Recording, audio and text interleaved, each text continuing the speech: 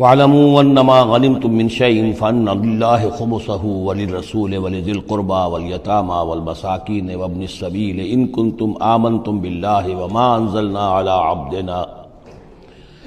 أنزلنا على عبدنا يوم الفرقان يوم التقى الجمعان والله على كل شيء قدير صدق اللہ العظیم۔ اب یہاں وہ مال غنیمت کا حکم بیان ہو رہا ہے۔ وَاعْلَمُوا جان لو انما غنمتم من شیء، جو بھی غنیمت تمہیں حاصل ہوئی ہے، فَأَنَّ لِلَّهِ خُمُسَهُ، تو اس کا خمس پانچواں حصہ تو اللہ کے لیے ہے، وَلِلرَّسُولِ اور رسول کے لیے ہے، وَلِذِي الْقُرْبَى اور رسول کے قرابت داروں کے لیے ہے۔ یہ بات سمجھ لیجئے یہاں اچھی طرح کہ در حقیقت حضور صلی اللہ علیہ وسلم کا جو معاش کا معاملہ تھا، جب تک آپ مکے میں تھے حضرت خدیجہ الکبریٰ رضی اللہ تعالی عنہا کی دولت جو ہے اس سے آپ کا کام چل رہا تھا، جو بھی بچا کچا ان کا سرمایہ تھا۔ مدینے میں آ کر ظاہر بات ہے کہ اب آپ کے پاس اپنا کوئی ذریعہ معاش نہیں تھا، نہ آپ کوئی تجارت کرتے تھے، تو اب آپ کے اخراجات اور پھر یہ کہ آپ کے بھی قرابت دار ہیں، آپ کی ازواج مطہرات ہیں، ان کے اخراجات کہاں سے آئیں گے؟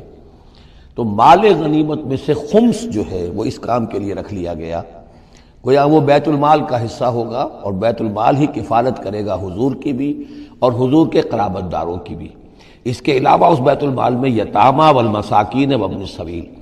اس میں حصہ ہوگا یتیموں کے لیے بھی اور مساکین اور محتاجوں کے لیے بھی اور مسافروں کے لیے بھی۔ یہ گویا کہ پانچواں حصہ مال غنیمت کا تو ہو گیا، سرکار سمجھ لیجیے سرکاری ہو گیا، لیکن اس سرکار میں سب سے بڑا خرچ جو ہے وہ در حقیقت محمد رسول اللہ صلی اللہ علیہ وسلم کے ذاتی، آپ کے اخراجات، آپ کے ازواج مطہرات کا نان نفقہ، آپ کے قرابت داروں کا ذوی القربیٰ، جس میں آپ کو بھی تو ظاہر بات ہے کہ کچھ نہ کچھ صلہ رحمی آپ فرماتے تھے، تو اس کے لیے، اور یہ کہ یتیموں اور مساکین کے لیے وابن السبیل۔ ان کنتم آمنتم باللہ، اگر تم ایمان رکھتے ہو اللہ پر، وما انزلنا علی عبدنا، اس شے پر جو ہم نے نازل کی اپنے بندے پر، یوم الفرقان، فیصلے کے دن، یعنی جو شے نازل کی وہ ہے غیبی امداد، نصرت غیبی، جو فرشتے آئے۔ ظاہر بات ہے کہ وہ ایک انسین جو ہے غیب کا معاملہ ہے، فرشتوں کو دیکھا تو کسی نے نہیں، تو جیسے وحی آتی تھی حضرت جبرائیل لے کر آتے تھے تو اس پر ایمان رکھتے ہو کہ یہ قرآن جو ہے اللہ کی طرف سے ہے، ایسے ہی تمہیں یقین ہونا چاہیے کہ اللہ تعالیٰ نے اپنا وہ وعدہ پورا فرمایا اور اللہ تعالیٰ نے فرشتے بھیجے۔ تو اگر تمہیں وہ یقین ہے تو پھر تم اس حکم کو پورے طور پر یوں سمجھیے کہ دلی طور پر اس کو قبول کرو، خوش دلی کے ساتھ پوری طریقے سے، کہ خمس جو ہے وہ تو اللہ اور اس کے رسول کا، بیت المال کا۔ بقیہ کے بارے میں حضور نے فرما دیا کہ 4/5 جو ہے یہ اب تقسیم ہو جائے گا مجاہدین کے درمیان۔ اس میں اس سے کوئی بحث نہیں ہے کہ کس نے کتنا جمع کیا، سارا مال ایک جگہ جمع ہوگا اور پھر اس کے حصے لگیں گے، چاہے کوئی پہرے پر تھا، جنگ کی نوبت ہی نہیں آئی، چاہے یہ کہ کوئی باقاعدہ جنگ میں کسی نے حصہ لیا، چاہے کسی نے مال غنیمت جمع کیا چاہے نہیں کیا، جو بھی جنگ میں ہے ان کو برابر کا حصہ ملے گا۔ اس میں یہ ہے کہ جو سواریوں والے تھے انہیں دوہرا، اور جو پیدل تھے انہیں اکیلا، اس لیے کہ سواریاں اگر کسی کا اونٹ ہے، کسی کا گھوڑا ہے، 2 گھوڑے بھی تھے، تو ظاہر بات ہے کہ اس کے چارے وغیرہ کا بندوبست وہ خود اپنے پاس سے کرتا تھا۔ کوئی سپلائی لائنز تو آج کل کی جس طرح فوجوں کی ہوتی ہیں وہاں موجود نہیں تھی، لہذا جو مجاہد تھا کہ جو سوار تھا گھوڑے پر یا اونٹ پر، جس کا اپنا گھوڑا تھا اپنا اونٹ تھا، اس کو دوہرا حصہ، اور جو عام پیادہ جو مجاہد تھا اس کو اکیلا۔ وَاعْلَمُوا أَنَّمَا غَنِمْتُم مِّن شَيْءٍ فَأَنَّ لِلَّهِ خُمُسَهُ وَلِلرَّسُولِ وَلِذِي الْقُرْبَى وَالْيَتَامَى والمساکین وابن السبیل ان کنتم آمنتم باللہ وما انزلنا علی عبدنا یوم الفرقان یوم التقى الجمعان، اس فرقان والے دن، فیصلے کے دن، جس دن کی 2 فوجیں بھڑ گئی تھیں۔ واللہ علی کل شیء قدیر، اور اللہ تعالیٰ ہر چیز پر قادر ہے۔ اذ انتم بالعدوۃ الدنیا وہم بالعدوۃ القصویٰ، اصل میں یہ جو وادی ہے جس میں بدر واقع ہوا ہے، یہ ایک گھاٹی سی ہے جو دونوں کناروں کے اوپر تو بہت تنگ ہے لیکن درمیان میں بہت کھل کر میدان بن جاتا ہے۔ اس کا ایک سرا جو ہے وہ شمال کی طرف نکل جاتا ہے اور وہ جا رہا ہے شام کی طرف، ایک سرا جنوب کی طرف ہے اور وہ جاتا ہے مکے کی طرف، ایک مشرق کی طرف آتا ہے کہ جو مدینے کی طرف آ رہا ہے، اور اکثر و بیشتر جو پہلے حاجی جاتے تھے وہ اسی راستے پر تھے، یہی راستہ تھا۔ اب تو جو نیا طریق الہجرہ بڑی اعلیٰ سڑک بن گئی ہے تو لوگوں کو ان مقامات سے گزرنے کا موقع نہیں ملتا، ورنہ بدر سے ہو کر ہی راستہ گزرتا تھا۔ تو ایسا ہوا ہے کہ اللہ تعالیٰ کی طرف سے ایسی اسکیم بن گئی تدبیر ایسی ہو گئی کہ عین بر وقت پہنچے، وہ جو مدینے والا سرا تھا جو قریب تھا مدینے کے اس وادی کا، اس پر حضور پہنچے، اور عین اسی وقت جو دور والا سرا تھا، گھاٹی جہاں پہ ختم ہو رہی تھی جنوب کی طرف، وہاں وہ قریش بھی پہنچ گئے بر وقت۔ جب تم تھے ورلے کنارے پر اور وہ تھے پرلے کنارے پر، اذ انتم بالعدوۃ الدنیا، دنیا ادنا کا مؤنث ہے قریب تر، وہم بالعدوۃ القصویٰ، اور وہ تھے پرلے کنارے پر، والرکب اسفل منکم، اور وہ جو قافلہ تھا وہ تم سے نیچے تھا، نیچے ہو کر گزر گیا تھا، یعنی اس کے بعد پہاڑوں کی ایک رینج تھی اور اس کے بعد پھر تہامہ کا میدان تھا۔ تو ابو سفیان نے یہ کیا تھا کہ قافلے کو لے کر اس بدر کی گھاٹی میں داخل ہی نہیں ہوئے، ادھر سے تو وہ پیغام بھی بھیج دیا تاکہ فوج ادھر سے آئے، تاکہ مسلمانوں کی توجہ بھی ہو تو فوج کی طرف ہو جائے، اور اسی میں وہ داؤ لگا کر اپنے قافلے کو بچا کر نکال کر لے جائیں، اور وہ تہامہ میں ساحل کے ساتھ ساتھ ہو کر نکل بھی گئے۔ وَلَوْ تَوَاعَدْتُمْ لَاخْتَلَفْتُمْ فِي الْمِيعَادِ، اور اگر تم لوگوں نے آپس میں معاہدہ کیا ہوتا کہ فلاں وقت پر ہمیں پہنچنا ہے، ہو سکتا ہے کہ تم ایک ساتھ نہ پہنچ سکتے، اختلاف ہو جاتا، جیسے اپوائنٹمنٹ ہوتی ہے فلاں وقت پہ میں بھی پہنچوں گا آپ بھی پہنچ جائے تو کچھ نہ کچھ آگے پیچھے ہو جاتا ہے، تو اگر تم طے کر کے بھی آتے تو اتنا نہ ہوتا جتنا کہ ہم نے اپنی مشیت اپنی تدبیر سے کر دیا کہ عین وقت پر تمہیں وہاں پہنچا دیا۔ اس کی وجہ کیا تھی؟ ہم چاہتے تھے کہ یہ ٹکراؤ ہو جائے اور یہ بات واضح ہو جائے کہ جان لیں اہل مکہ کہ اللہ تعالیٰ کی نصرت کس کے ساتھ ہے، اس کے عوام بھی سمجھ لیں۔ وَلَٰكِن لِيَقْضِيَ اللَّهُ أَمْرًا كَانَ مَفْعُولًا، لیکن یہ سب کچھ لیے ہوا تاکہ اللہ تعالیٰ طے کر دے وہ شے، فیصلہ کر دے کہ جو ہو کر رہنی ہے، كَانَ مَفْعُولًا لِيَهْلِكَ مَنْ هَلَكَ عَنْ بَيِّنَةٍ، تاکہ اب جسے ہلاک ہونا ہے وہ ہلاک ہو بات کے واضح ہو جانے کے بعد۔ اب بھی عوام کی اگر آنکھیں نہیں کھلتی تو پھر گویا کہ وہ پھر مورد الزام خود ہے، اب ان کے سرداروں نے جو کچھ ان کی مت ماری تھی، اب آ کر اس موقع کے بعد ان کی آنکھیں کھل جانی چاہیے۔ اب بھی اگر کوئی ہلاک ہوتا ہے تو بات کے واضح ہونے کے بعد ہلاک ہو، لِيَهْلِكَ مَنْ هَلَكَ عَنْ بَيِّنَةٍ وَيَحْيَىٰ مَنْ حَيَّ عَنْ بَيِّنَةٍ، اور جسے جینا ہے، جس کی زندگی ہے روحانی زندگی، اور جو سیدھے راستے پر آنا چاہتا ہے وہ بھی اس بینہ کی بنا پر وہ سیدھے راستے پر آ جائے اور حیات معنوی حاصل کر لے۔ وَإِنَّ اللَّهَ سَمِيعٌ عَلِيمٌ، اور یقیناً اللہ سب کچھ سننے والا اور جاننے والا ہے۔ اِذْ يُرِيكَهُمُ اللَّهُ فِي مَنَامِكَ قَلِيلًا، جبکہ اللہ تعالیٰ آپ کو دکھا رہا تھا اے نبی ان کو آپ کی نیند میں کم۔ حضور نے خواب میں دیکھا کہ کوئی بڑی طاقت نہیں ہے، بڑی تھوڑی سی جمعیت ہے قریش کی جو آئی ہے، حالانکہ 1000 کا لشکر تھا۔ وَلَوْ أَرَاكَهُمْ كَثِيرًا، اور اگر آپ کو دکھایا ہوتا کہ وہ بڑی بڑی تعداد میں آ رہے ہیں، لَفَشِلْتُمْ، اور آپ نے وہ بات بتائی ہوتی صحابہ کرام کو، اپنے ساتھیوں کو، تو اے مسلمانوں پھر تم کمزوری دکھاتے، تم ڈھیلے پڑ جاتے۔ وَلَا تَنَازَعْتُمْ فِي الْأَمْرِ، اور معاملے کے اندر پھر کوئی ایک اور تنازع کھڑا ہو جاتا کہ ہمیں یہاں جنگ کرنی بھی چاہیے کہ نہیں۔ ولیکن اللہ سلم، لیکن اللہ تعالیٰ نے سلامتی پیدا فرما دی۔ انہ علیم بذات الصدور، یقیناً وہ جو کچھ سینوں کے اندر ہے اس سے واقف ہے۔ اس کی توجیہ یہ کی ہے مفسرین نے کہ اگرچہ نبی کا خواب جھوٹا نہیں ہو سکتا، یہ نہیں تھا کہ حضور کو جو خواب دکھایا گیا وہ غلط تھا، اصل میں ان کی جو معنوی حقیقت تھی وہ دکھا دی گئی۔ ایک ہے کسی شے کے اندر جو کمیت ہے، کوانٹیٹیو ایلیمنٹ ہے اس کا، ایک ہے جو اس کی کیفیت ہے، جو اس کے اندر اصل حقیقت ہے۔ تو یہ بات جو ہے اچھی طرح سمجھ لینے کی ہے کہ مکے سے جو اصل نفری آئی تھی وہ تو ان عوام الناس کی تھی کہ جن کو بارے میں جن کو معلوم تھا کہ محمد ہمارے بہترین آدمی ہیں صلی اللہ علیہ وسلم، اور جو ان کے ساتھی ہیں وہ ہمارے گل سرسبد ہیں، ہمارے خاندان کے قریش کے بہترین لوگ ہیں، اور پھر یہ کہ انہوں نے کوئی جرم نہیں کیا ہے، کوئی ظلم نہیں کیا ہے، وہ صرف ایک خدا واحد کا کے ماننے والے اور جو ہیں وہ نیکیوں کا حکم دینے والے ہیں۔ تو جو ان کے ہاں جو بھی جس کو ہم کہتے ہیں سائلنٹ میجورٹی، عوام الناس، ان کے دل اپنے لیڈروں کے ساتھ نہیں تھے۔ آ تو گئے تھے، وہ ظاہر ان کا جبر تھا، ان کا فیصلہ تھا، لیڈروں کا حکم تھا، آ گئے تھے، لیکن مارے باندھے کو آئے ہوئے تھے۔ ان کے دلوں کے اندر وہ بات نہیں تھی کہ جو کسی ایسے لشکر میں ہوتی ہے کہ جو سمجھتا ہے اپنے آپ کو برحق، ہم حق کے لیے لڑ رہے ہیں، تو اس کے اندر جو طاقت ہوتی ہے اس لڑنے والے کے اندر، وہ اس شخص میں نہیں ہوتی کہ جو مارے باندھے کو لے آیا گیا ہو اور خود اسے اپنے دل میں یہ یقین نہ ہو کہ میں حق کے لیے لڑ رہا ہوں۔ اس اعتبار سے معنوی طور پر جو ان کی کیفیت تھی اس کے اعتبار سے وہ واقعتاً کم تھے۔ تو حضور کو خواب میں اللہ تعالیٰ نے ان کی اصل حقیقت دکھائی۔ وَإِذْ يُرِيكُمُوهُمْ إِذْ الْتَقَيْتُمْ فِي أَعْيُنِكُمْ قَلِيلًا وَيُقَلِّلُكُمْ فِي أَعْيُنِهِمْ، مزید برآں اللہ نے یہ کیا کہ جب دونوں لشکر ٹکرائے ہیں تو ایسی کیفیت پیدا کر دی کہ مسلمانوں کو بھی وہ تھوڑے لگ رہے تھے کہ کوئی زیادہ لوگ نہیں ہیں، اور انہیں بھی مسلمان تھوڑے نظر آ رہے تھے۔ یعنی یہ کہ ہر صورت اللہ نے ایسی بنا دی تھی کہ جنگ ہو اور ڈٹ کر ہو، تاکہ یہ صورتحال جو ہے یوم الفرقان ہونا اس کا بالکل واضح ہو جائے۔ اگر کسی وجہ سے وہ کرنی کترا جاتا معاملہ اور جنگ نہ ہوتی، مقابلہ نہ ہوتا، تو جس طریقے سے کہ اللہ اس کو فیصلہ کن دن بنا دینا چاہتا تھا، یوم الفرقان فیصلے کا دن، وہ صورتحال پیدا نہ ہوتی۔ لِيَقْضِيَ اللَّهُ أَمْرًا كَانَ مَفْعُولًا، تاکہ اللہ پورا کر دے اس معاملے کو کہ جو ہونے والا ہی تھا۔ وَإِلَى اللَّهِ تُرْجَعُ الْأُمُورُ، اور تمام معاملات بالآخر تو اللہ ہی کی طرف لوٹا دیے جائیں گے۔ یا ایھا الذین آمنوا اذا لقیتم فئۃ فاثبتوا، اے اہل ایمان جب بھی اب تمہارا، اب چونکہ دور شروع ہو گیا ہے، اب تمہاری جد و جہد جو ہے وہ آخری مرحلے میں داخل ہو چکی ہے، مسلح تصادم کا آغاز ہو چکا ہے، اور یہ تو ابھی پہلی جنگ ہے، ابھی جنگیں اور آنی ہیں، اگلے ہی سال غزوہ احد ہو گیا۔ جب بھی تمہارا مقابلہ ہو کسی فوج سے فاثبتوا، پہلا حکم تو یہ ہے کہ پھر ثابت قدم رہو، قدم جمائے رکھو۔ دوسرا حکم وَاذْكُرُوا اللَّهَ كَثِيرًا، اور اللہ کا ذکر کرو کثرت کے ساتھ، لعلکم تفلحون، تاکہ تم فلاح پاؤ۔ تمہاری جو طاقت ہے وہ اللہ تعالیٰ کے بھروسے پر ہے۔ وَاصْبِرْ وَمَا صَبْرُكَ إِلَّا بِاللَّهِ، ایک بندہ مومن کا صبر جو ہے وہ اللہ کے بھروسے پر ہے، لہذا اللہ یاد رہے گا، اللہ کے ساتھ قلبی تعلق، روحانی تعلق استوار ہوگا تو تم ثابت قدم رہو گے،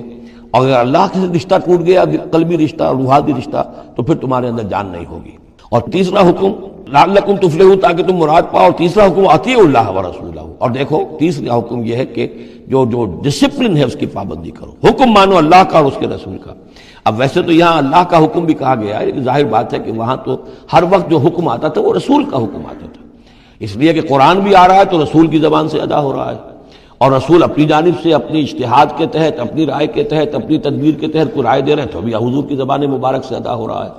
تو ویسے کہنے کو یہ اللہ اور اس کے رسول کی اطاعت کرو، لیکن عملاً وہ رسول اطاعت بن جاتی ہے۔ بمصطفیٰ برساں خویش را کہ دی ہمہ اوست، واطیعوا اللہ ورسولہ ولا تنازعوا، اور دیکھو آپس میں جھگڑو نہیں۔ یہی وہ الفاظ آئے ہیں جو سورہ آل عمران میں ہم پڑھ چکے ہیں۔ وَلَقَدْ صَدَقَكُمُ اللَّهُ وَعْدَهُ إِذْ تَحُسُّونَهُمْ بِإِذْنِهِ حَتَّىٰ إِذَا فَشِلْتُمْ وَتَنَازَعْتُمْ فِي الْأَمْرِ وَعَصَيْتُمْ مِن بَعْدِ مَا أَرَاكُمْ مَا تُحِبُّونَ۔ اب یہ ایک سال بعد ہونے والا ہے، یہ ایک سال پہلے ان سے کہا جا رہا ہے نظم کی پابندی کرو، اطاعت رسول پر کاربند رہو، ولا تنازعوا، اختلاف نہ کرو، جھگڑا نہ ڈالو، فتفشلوا، تو تم ڈھیلے پڑ جاؤ گے، وتذهب ريحكم، اور تمہاری ہوا اکھڑ جائے گی، واصبروا، اور ثابت قدم رہو، ان اللہ مع الصابرین، یقیناً اللہ تعالیٰ صابروں کے ساتھ ہے، اللہ کی نصرت، تائید اہل صبر کے ساتھ ہے۔ ولا تكونوا كالذين خرجوا من ديارهم بطرا ورئاء الناس، ان لوگوں کے مانند نہ ہو جانا کبھی جو نکلے تھے اپنے گھروں سے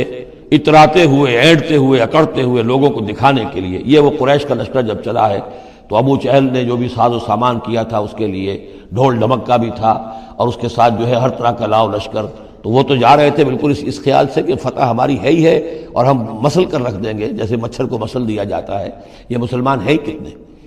وہ جو ہے خوب اپنے شان و شوکت کا مظاہرہ کرتے ہوئے جا رہے تھے۔ وَيَصُدُّونَ عَن سَبِيلِ اللَّهِ، اور حقیقت کیا تھی کہ اللہ کے راستے سے روک رہے تھے۔ وَاللَّهُ بِمَا يَعْمَلُونَ مُحِيطٌ، اور جو کچھ وہ کر رہے تھے اللہ اس کا احاطہ کیے ہوئے تھا، اللہ کے قابو سے باہر جانے والی ان کی کوئی تدبیر نہیں تھی۔ وَإِذْ زَيَّنَ لَهُمُ الشَّيْطَانُ أَعْمَالَهُمْ، اور جب کہ شیطان نے ان کے لیے ان کے اعمال کو مزین کر دیا تھا۔ وَقَالَ لَا غَالِبَ لَكُمُ الْيَوْمَ، اور اس نے ان کے کان میں یہ پھونک ماری تھی، یہ وسوسہ ڈالا تھا، آج تم پر کوئی غالب نہیں آ سکتا۔ مکے سے نکلی ہو نفری اور 1000 کی، یہ تو گویا کہ بڑی انہونی سی بات تھی، عرب کے اندر اس طرح کے مواقع بہت کم آتے تھے۔ لا غالب لکم اليوم من الناس، کوئی انسانوں میں سے تم پر غالب نہیں آ سکتا۔ وانی جار لکم، اور میں بھی تمہارے ساتھ ہی ہوں۔ فلما تراءت الفئتان، اور جب دونوں لشکروں نے ایک دوسرے کو دیکھا، آمنے سامنے ہوئی، نکص علی عقبیہ، تو وہ شیطان اپنی ایڑیوں کے بل پیچھے مڑ گیا، بھاگا۔ وقال، اور اس نے کہا انی بریء منکم، میں تم سے لا تعلق ہوں، میرا تم سے کوئی تعلق نہیں۔ انی ارا ما لا ترون، میں وہ کچھ دیکھ رہا ہوں جو تم نہیں دیکھ رہے۔ فرشتوں کو دیکھنا جو ہے، چونکہ یہ بھی ناری مخلوق ہے، نور اور نار میں بڑا قرب ہے، نوری مخلوق ہے ملائکہ اور ناری مخلوق ہے جن، اور یہ جن ہے عزازیل، ابلیس، تو اس کو نظر آ گیا فرشتے آ رہے ہیں۔ انی ارا ما لا ترون، میں وہ کچھ دیکھ رہا ہوں جو تم نہیں دیکھ سکتے۔ انی اخاف اللہ، مجھے اللہ کا خوف ہے۔ واللہ شدید العقاب، اور اللہ سزا دینے میں بہت سخت ہے۔ اذ یقول المنافقون والذین فی قلوبہم مرض، اب یہ ایک نقشہ تو یہ تھا کہ جب چلے آ رہے تھے قریش کا لشکر لے کر ابو جہل اور اس کے ساتھی سردار، اور ادھر شیطان بھی ان کو پہلے تو پیٹ ٹھوکتا ہوا آ رہا ہے اور عین وقت پر جو ہے وہ ان کو ساتھ چھوڑ کر بھاگا ہے۔ ادھر جب مدینے کے اندر اب جہاں وہاں سے مسلمان چلے تھے، حضور چلے تھے، تو جو کوئی منافق پیچھے رہ گئے تھے وہ اب باتیں کر رہے تھے۔ اذ یقول المنافقون والذین فی قلوبہم مرض، جبکہ کہہ رہے تھے وہ منافق لوگ اور وہ لوگ کہ جن کے دلوں میں روگ تھا، غر ہؤلاء دینہم، ان مسلمانوں کو تو ان کے دین نے بالکل دھوکے میں ڈال دیا ہے، مت ماری گئی ہے، دماغ خراب ہو گیا ہے، قریش سے ٹکرانے چلے ہیں، ان کی عقل جواب دے گئی ہے۔ ہم تو پہلے بھی سمجھتے تھے کہ یہ سفہاء ہیں، بے وقوف ہیں، احمق ہیں، لیکن اب تو معلوم ہوتا ہے کہ سرے سے مت ماری گئی۔ غر ہؤلاء دینہم، ان کے دین نے ان کی مت مار دی۔ ومن یتوکل علی اللہ فإن اللہ عزیز حکیم، انہیں کیا پتا کہ جو کوئی توکل کرے اللہ پر تو اللہ تعالیٰ زبردست ہے، حکمت والا۔ وَلَوْ تَرَىٰ إِذْ يَتَوَفَّى الَّذِينَ كَفَرُوا الْمَلَائِكَةُ، اور کاش تم دیکھ سکتے جب کہ قبض کرتے ہیں فرشتے ان کافروں کو، ان کی جانوں کو، یضربون وجوہہم، ان کے چہروں پر ضرب لگاتے ہوئے، وادبارہم، اور ان کی پیٹھوں پر، وذوقوا عذاب الحریق، اور کہتے اب چکھو جلنے کا عذاب، ذالک بما قدمت ایدیکم، اور یہ وہ کچھ ہے جو تمہارے اپنے ہاتھوں نے آگے بھیجا ہے، وان اللہ لیس بظلام للعبید، اور یہ کہ اللہ تو ہرگز اپنے بندوں کے حق میں ظالم نہیں ہے، ظلم کرنے والا نہیں ہے۔ کداب آل فرعون والذین من قبلہم، جیسے کہ معاملہ ہوا آل فرعون کا اور ان کا جو ان سے پہلے تھے۔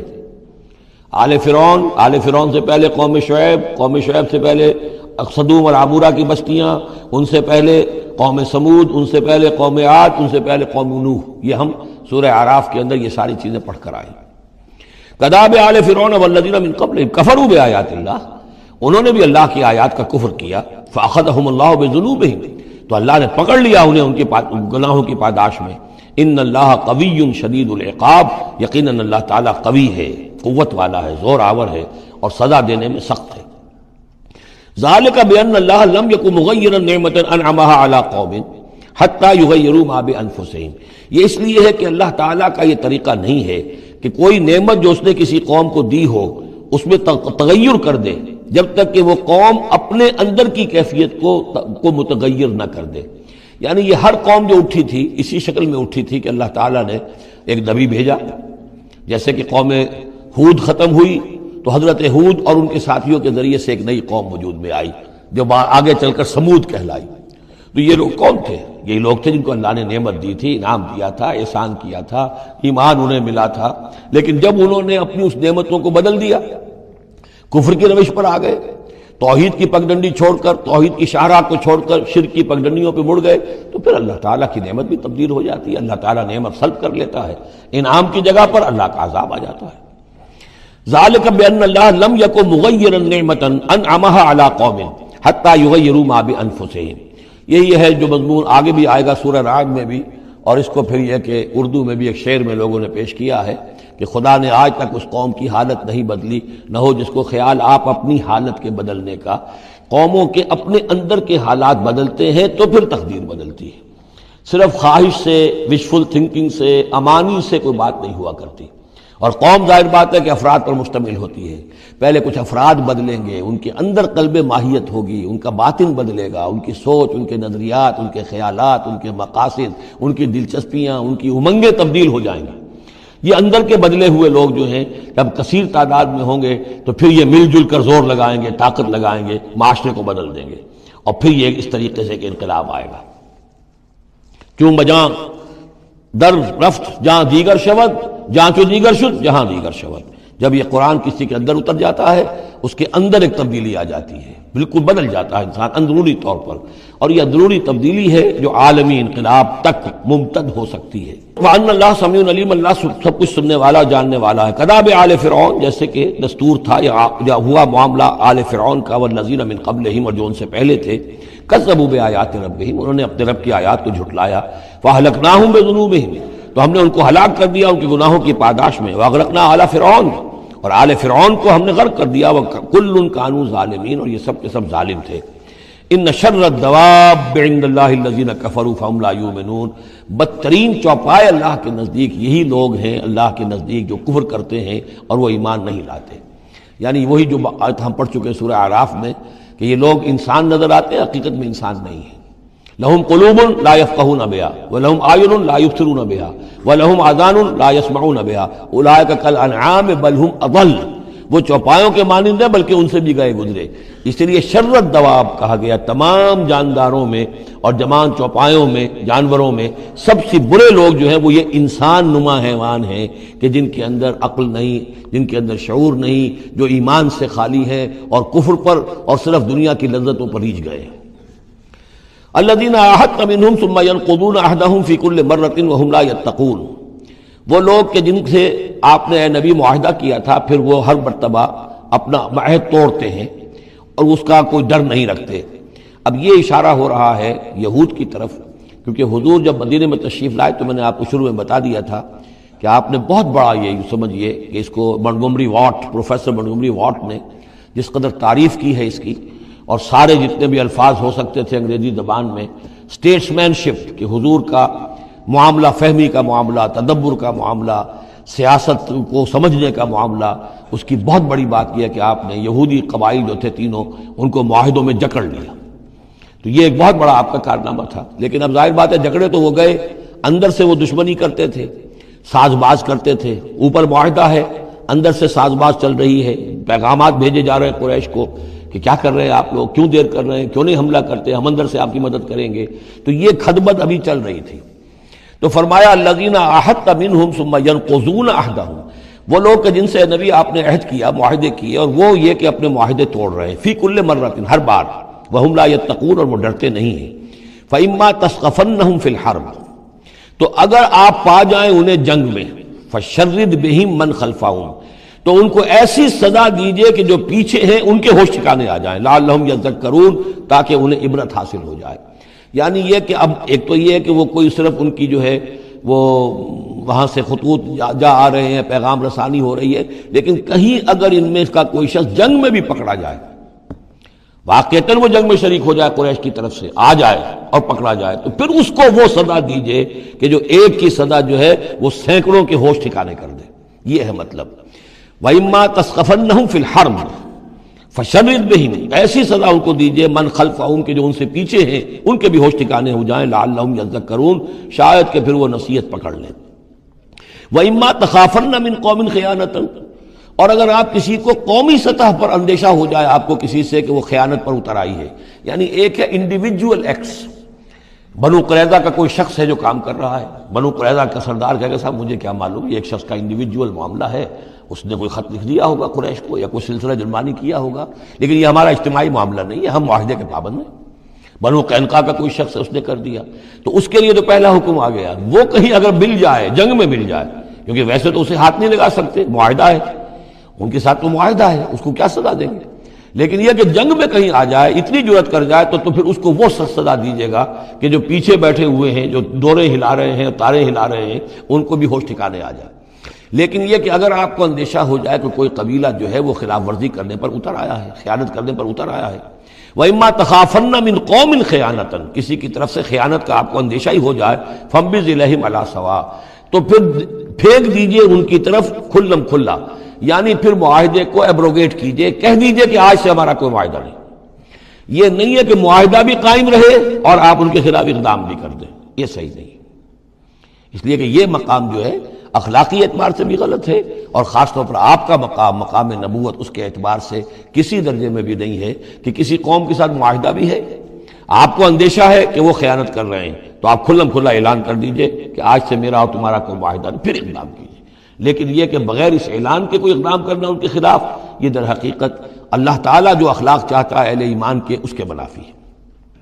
وَإِمَّا تَخَافَنَّ مِنْ قَوْمٍ خِيَانَةً فَانبِذْ إِلَيْهِمْ عَلَىٰ سَوَاءٍ، اصل میں یہی وہ بات تھی جس کے حوالے سے مولانا مودودی مرحوم نے 1948 میں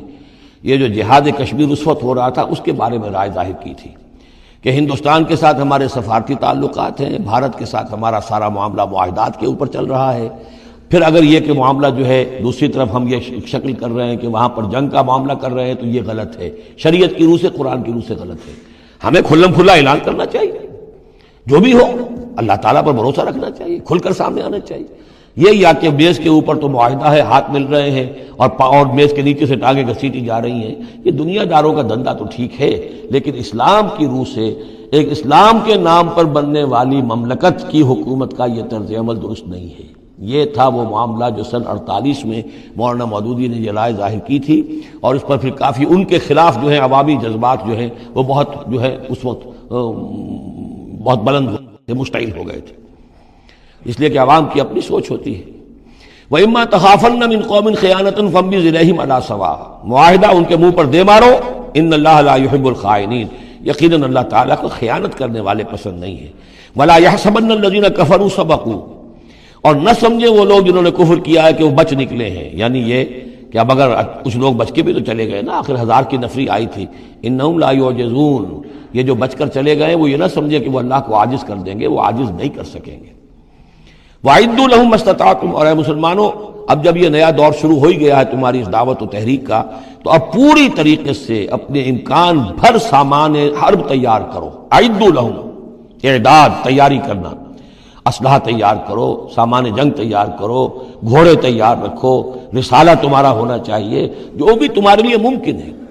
یہ توکل کا مطلب یہ نہیں ہے کہ تم ہاتھ پر ہاتھ دھر کر بیٹھ رہو اللہ تمہاری مدد کرے گا۔ اعدوا لهم ما استطعتم، اپنی استطاعت جو ہے اس کی حد تک تو پوری تیاری کرو، من قوت، طاقت سے بھی، ومن رباط الخیل، اور پلے ہوئے گھوڑوں کے ذریعے سے بھی، اس لیے کہ اس زمانے میں جنگ کے لیے سب سے زیادہ جو مؤثر شے تھی آپ کو معلوم ہے وہ گھوڑا، تیز رفتار ہے،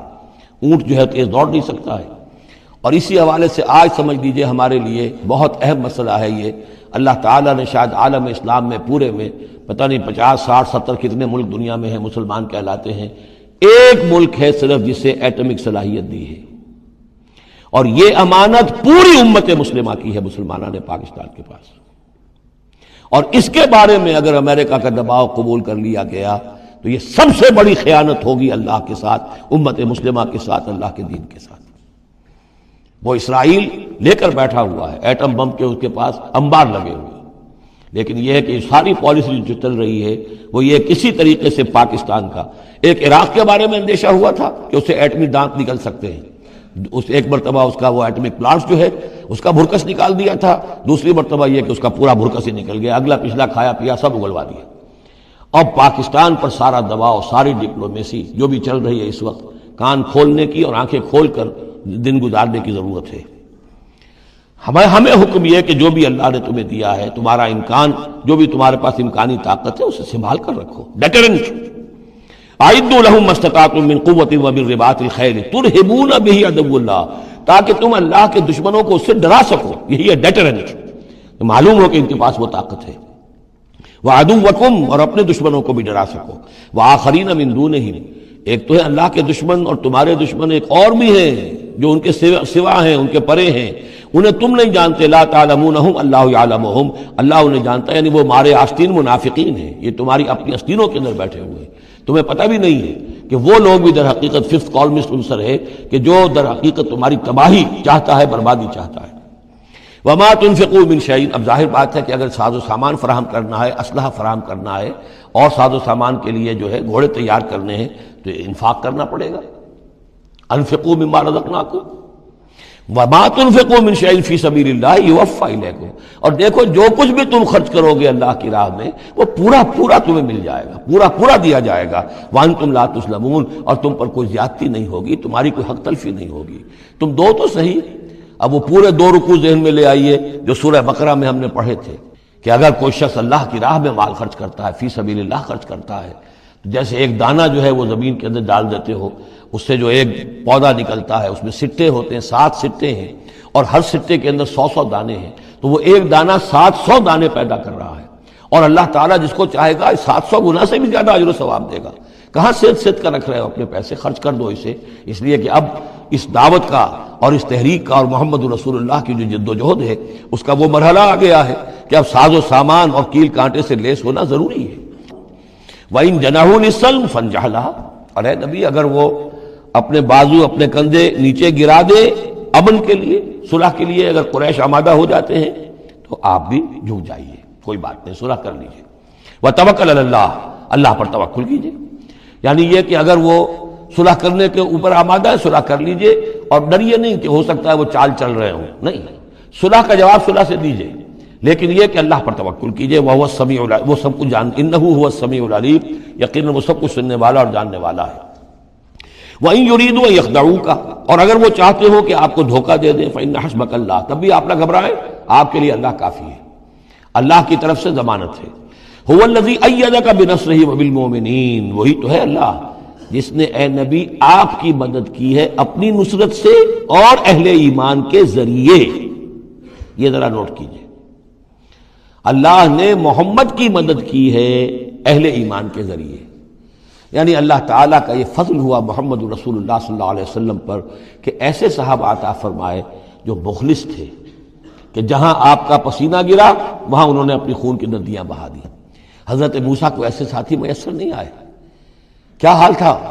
جبکہ ان کو کہا گیا اللہ کی راہ میں جنگ کرو، اور ان کا فضل بنتا وہ رب کا فقاتل انا ہاؤنا قاعدون، جاؤ تم جاؤ، ہم بیٹھے ہیں یہاں۔ رب انی لا املک الا نفسی واخی فافرق بیننا وبین القوم الفاسقین۔ یہاں یہ ہوا تھا جب دوسری مرتبہ مقام صفرا پر جب ہوئی ہے جو مشاورت، اور وہ بڑی یوں سمجھیے کہ کانٹے کی مشاورت تھی، وہاں بھی کچھ لوگ زور دے رہے تھے مسلسل کہ چلیے ہمیں چلنا چاہیے پہلے قافلے کی طرف، وہ تو آپ کو سیرت کی کتابوں میں پڑھنا ہوگا، لیکن یہ ہے کہ اس وقت حضور کا منشا یہ تھا، آپ بار بار کہ اچھا آپ اور لوگ مشورہ دیں، اور لوگ بھی مشورہ دیں۔ حضرت مقداد نے کھڑے ہو کر یہی بات کہی رضی اللہ تعالیٰ عنہ، اے نبی آپ ہمیں موسیٰ کے ساتھی نہ سمجھیے جنہوں نے کہہ دیا تھا فَصَبَّتْنَا وَرَبُّكَ فَقَاتِلَا إِنَّا هَاهُنَا قَاعِدُونَ، ہم آپ کے ساتھی ہیں، آپ جو حکم دیں ہم حاضر ہیں۔ حضرت ابوبکر نے تقریر کی، حضرت عمر نے تقریر کی، حضور دیکھ رہے ہیں انصار کا کیا منشا ہے، ان کی کیا رائے ہے۔ پھر کھڑے ہوئے حضرت سعد، انہوں نے کہا ہے کَأَنَّكَ تَعْنِينَا یا رسول اللہ، اے اللہ کے رسول شاید آپ کا روح سخن ہماری جانب ہے، شاید اس وجہ سے کہ ہمارا جو معاہدہ ہوا تھا بیعت عقبہ ثانیہ میں وہ یہ تھا کہ اگر مدینے پر حملہ ہوگا تو ہم آپ کی حفاظت کریں گے، شاید یہ گمان ہے آپ کا۔ فَإِنَّا آمَنَّا بِكَ وَصَدَّقْنَاكَ، ہم آپ پر ایمان لا چکے، ہم نے آپ کی تصدیق کی، ہم نے آپ کو اللہ کا رسول مانا، اب ہمارے پاس کوئی آپشن نہیں ہے۔ خدا کی قسم اگر آپ اپنا گھوڑا سمندر میں ڈال دیں گے ہم بھی آپ کے پیچھے اپنی سواریاں سمندر میں ڈال دیں گے، اور خدا کی قسم اگر آپ ہمیں کہیں گے ہم اپنی اونٹیوں کو دبلا کر دیں گے برق الغماد تک جا پہنچیں گے، یعنی یمن کا شہر ہے برق الغماد، وہاں تک پہنچ جائیں گے چاہے ہماری اونٹنیاں لاغر ہو جائیں۔ اس کے بعد حضور کا چہرہ کھل اٹھا کہ انصار کی طرف سے بھی ان کے ایک رئیس نے یہ بات کہی ہے، پھر آپ نے کہا چلو اب بدر کی طرف۔ تو یہ اللہ تعالیٰ نے گویا کہ حضور کی مدد کی ہے اہل ایمان سے۔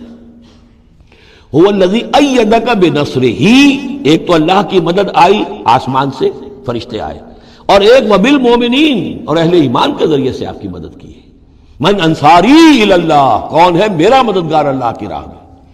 وَأَلَّفَ بَيْنَ قُلُوبِهِمْ، اور ان اہل ایمان کے دلوں میں اللہ نے محبت پیدا کر دی۔ لَوْ أَنفَقْتَ مَا فِي الْأَرْضِ جَمِيعًا مَا أَلَّفْتَ بَيْنَ قُلُوبِهِمْ، ارے نبی اگر آپ دولت کے ذریعے سے محبت پیدا کرتے کہ لوگوں کو زیادہ زیادہ ان کے دل کی نرمی کے لیے، تالیف قلب کے لیے جو ہے پیسے دیے جائیں، اگر زمین کی ساری دولت بھی آپ خرچ کر دیتے تو ان میں یہ تالیف، یہ الفت پیدا نہیں ہو سکتی تھی۔ وَلَٰكِنَّ اللَّهَ أَلَّفَ بَيْنَهُمْ، یہ تو اللہ تعالیٰ ہی نے ان کے مابین یہ الفت پیدا کر دی ہے۔ یہ ہم سورہ آل عمران میں بھی پڑھ چکے ہیں کہ تمہارا معاملہ جو ہے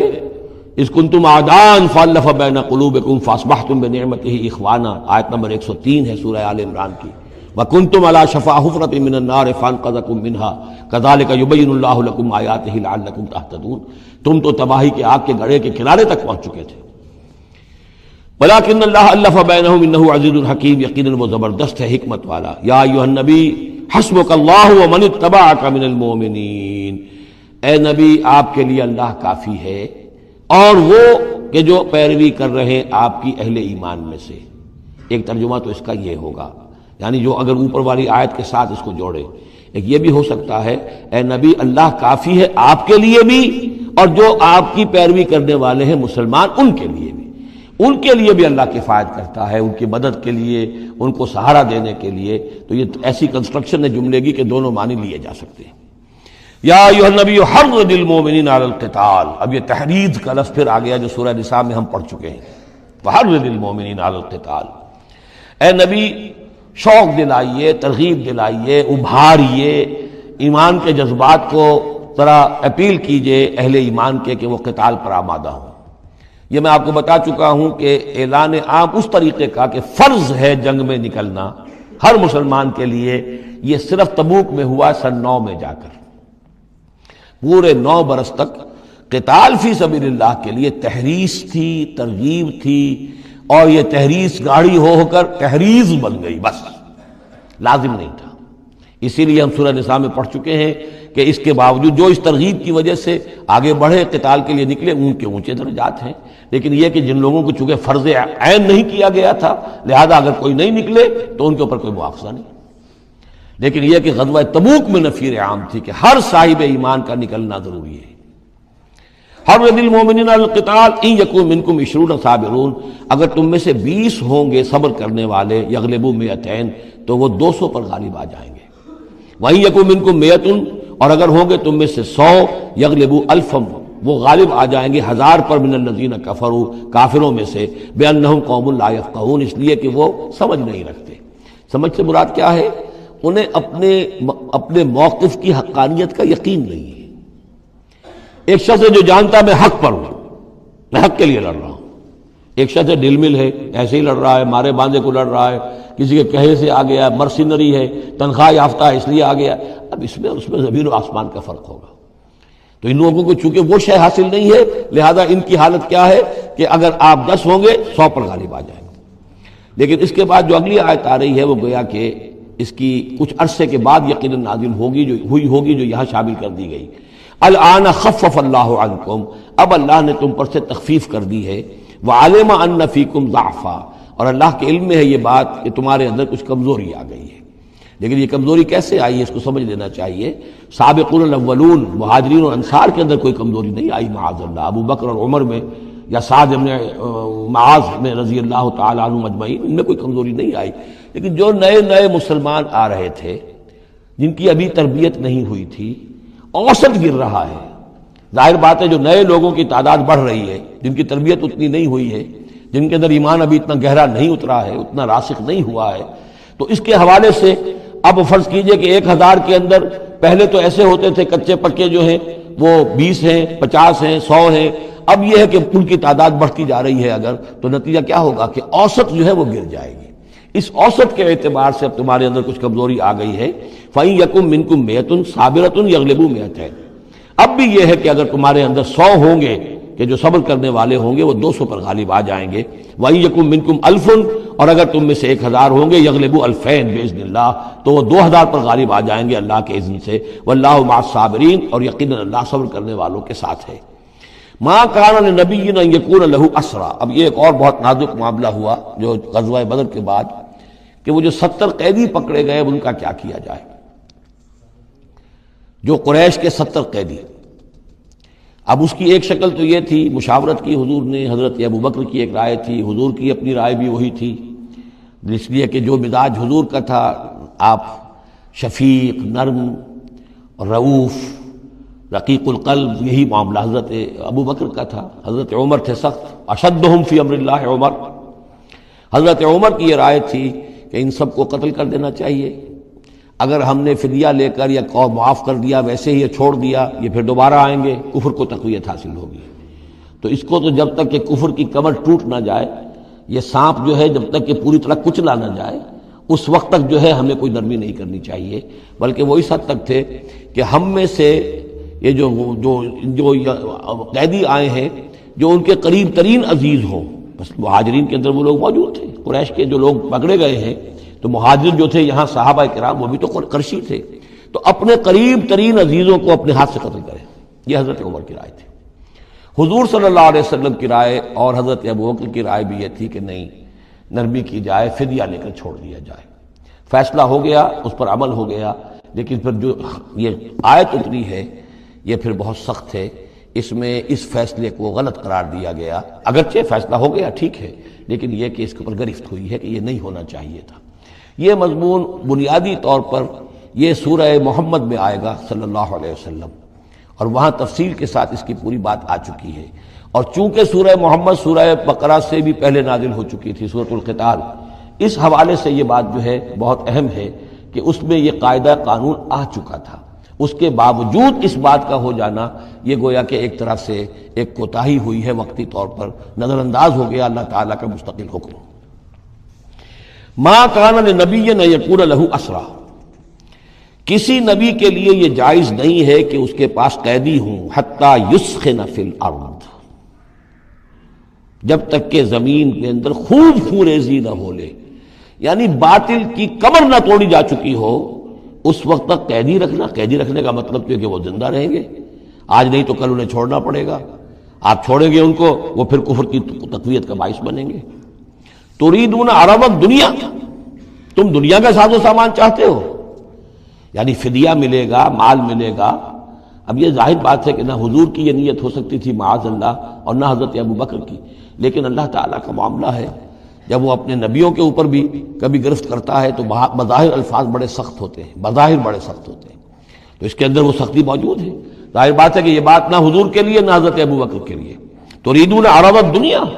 تم دنیا کا سامان چاہتے ہو، واللہ یرید الآخرہ، اللہ کے پیش نظر آخرت ہے۔ سورہ محمد کی آیت نمبر 4 میں یہ پورا قانون آئے گا، ہم وہاں پڑھ لیں گے۔ واللہ عزیز حکیم، اور اللہ تعالی عزیز اور حکیم ہے۔ لولا کتاب من اللہ سبقا، اگر نہ ہوتی بات اللہ کی طرف سے جو پہلے سے آ چکی تھی، یعنی سورہ محمد کی آیت نمبر 4، اس میں ایک امکان نکلتا تھا اس کی تعبیر کا، اگرچہ تعبیر کے اندر میرے نزدیک غلطی ہوئی ہے، لیکن پھر بھی ایک اس کے اندر امکان موجود تھا جس کو کہ استعمال کیا ہے محمد الرسول اللہ صلی اللہ علیہ وسلم سے۔ لولا کتاب من اللہ سبقا، اگر یہ اللہ تعالیٰ کی طرف سے بات پہلے سے طے نہ ہو چکی ہوتی، لمسکم فیما اخذتم عذاب عظیم، تو جو کچھ تم نے یہ فدیہ وغیرہ لیا ہے اس پر تم پر بڑا سخت عذاب آتا۔ قانون ہم سورہ محمد میں پڑھیں گے کہ وہ کیا تھا، اور اس کی انٹرپریٹیشن کے اندر یہاں حضور نے کس جگہ سے گنجائش نکالی۔ دیکھیے ہوتا یہ ہے کہ آپ کا رجحان نرمی کا ہے تو آپ ایک ہی بات کے اندر سے نرم پہلو نکال لیں گے، جیسے کہ میں نے عرض کیا تھا کہ جو لوگ کے سنتے ہیں الذین یستمعون القول فیتبعون احسن، وہ لوگ کہ جو کسی بات کو سن کر پھر پیروی کرتے ہیں اس میں سے بہترین کی، جو بھی اس میں اعلیٰ ترین درجہ ہے اس تک پہنچنے کی کوشش کرتے ہیں۔ لیکن طبیعت کے اندر جو نرمی تھی تو اس نرمی کی وجہ سے حضور نے اس کے اندر ایک اپنے لیے گنجائش نکال لی، لیکن چونکہ اس آیت کے اندر وہ گنجائش واقعتاً موجود ہے، لہذا فرمایا اگر وہ نہ ہوا ہوتا، لولا کتاب من اللہ سبقا، اگر وہ آیت پہلے نازل نہ ہو چکی ہوتی، لمسکم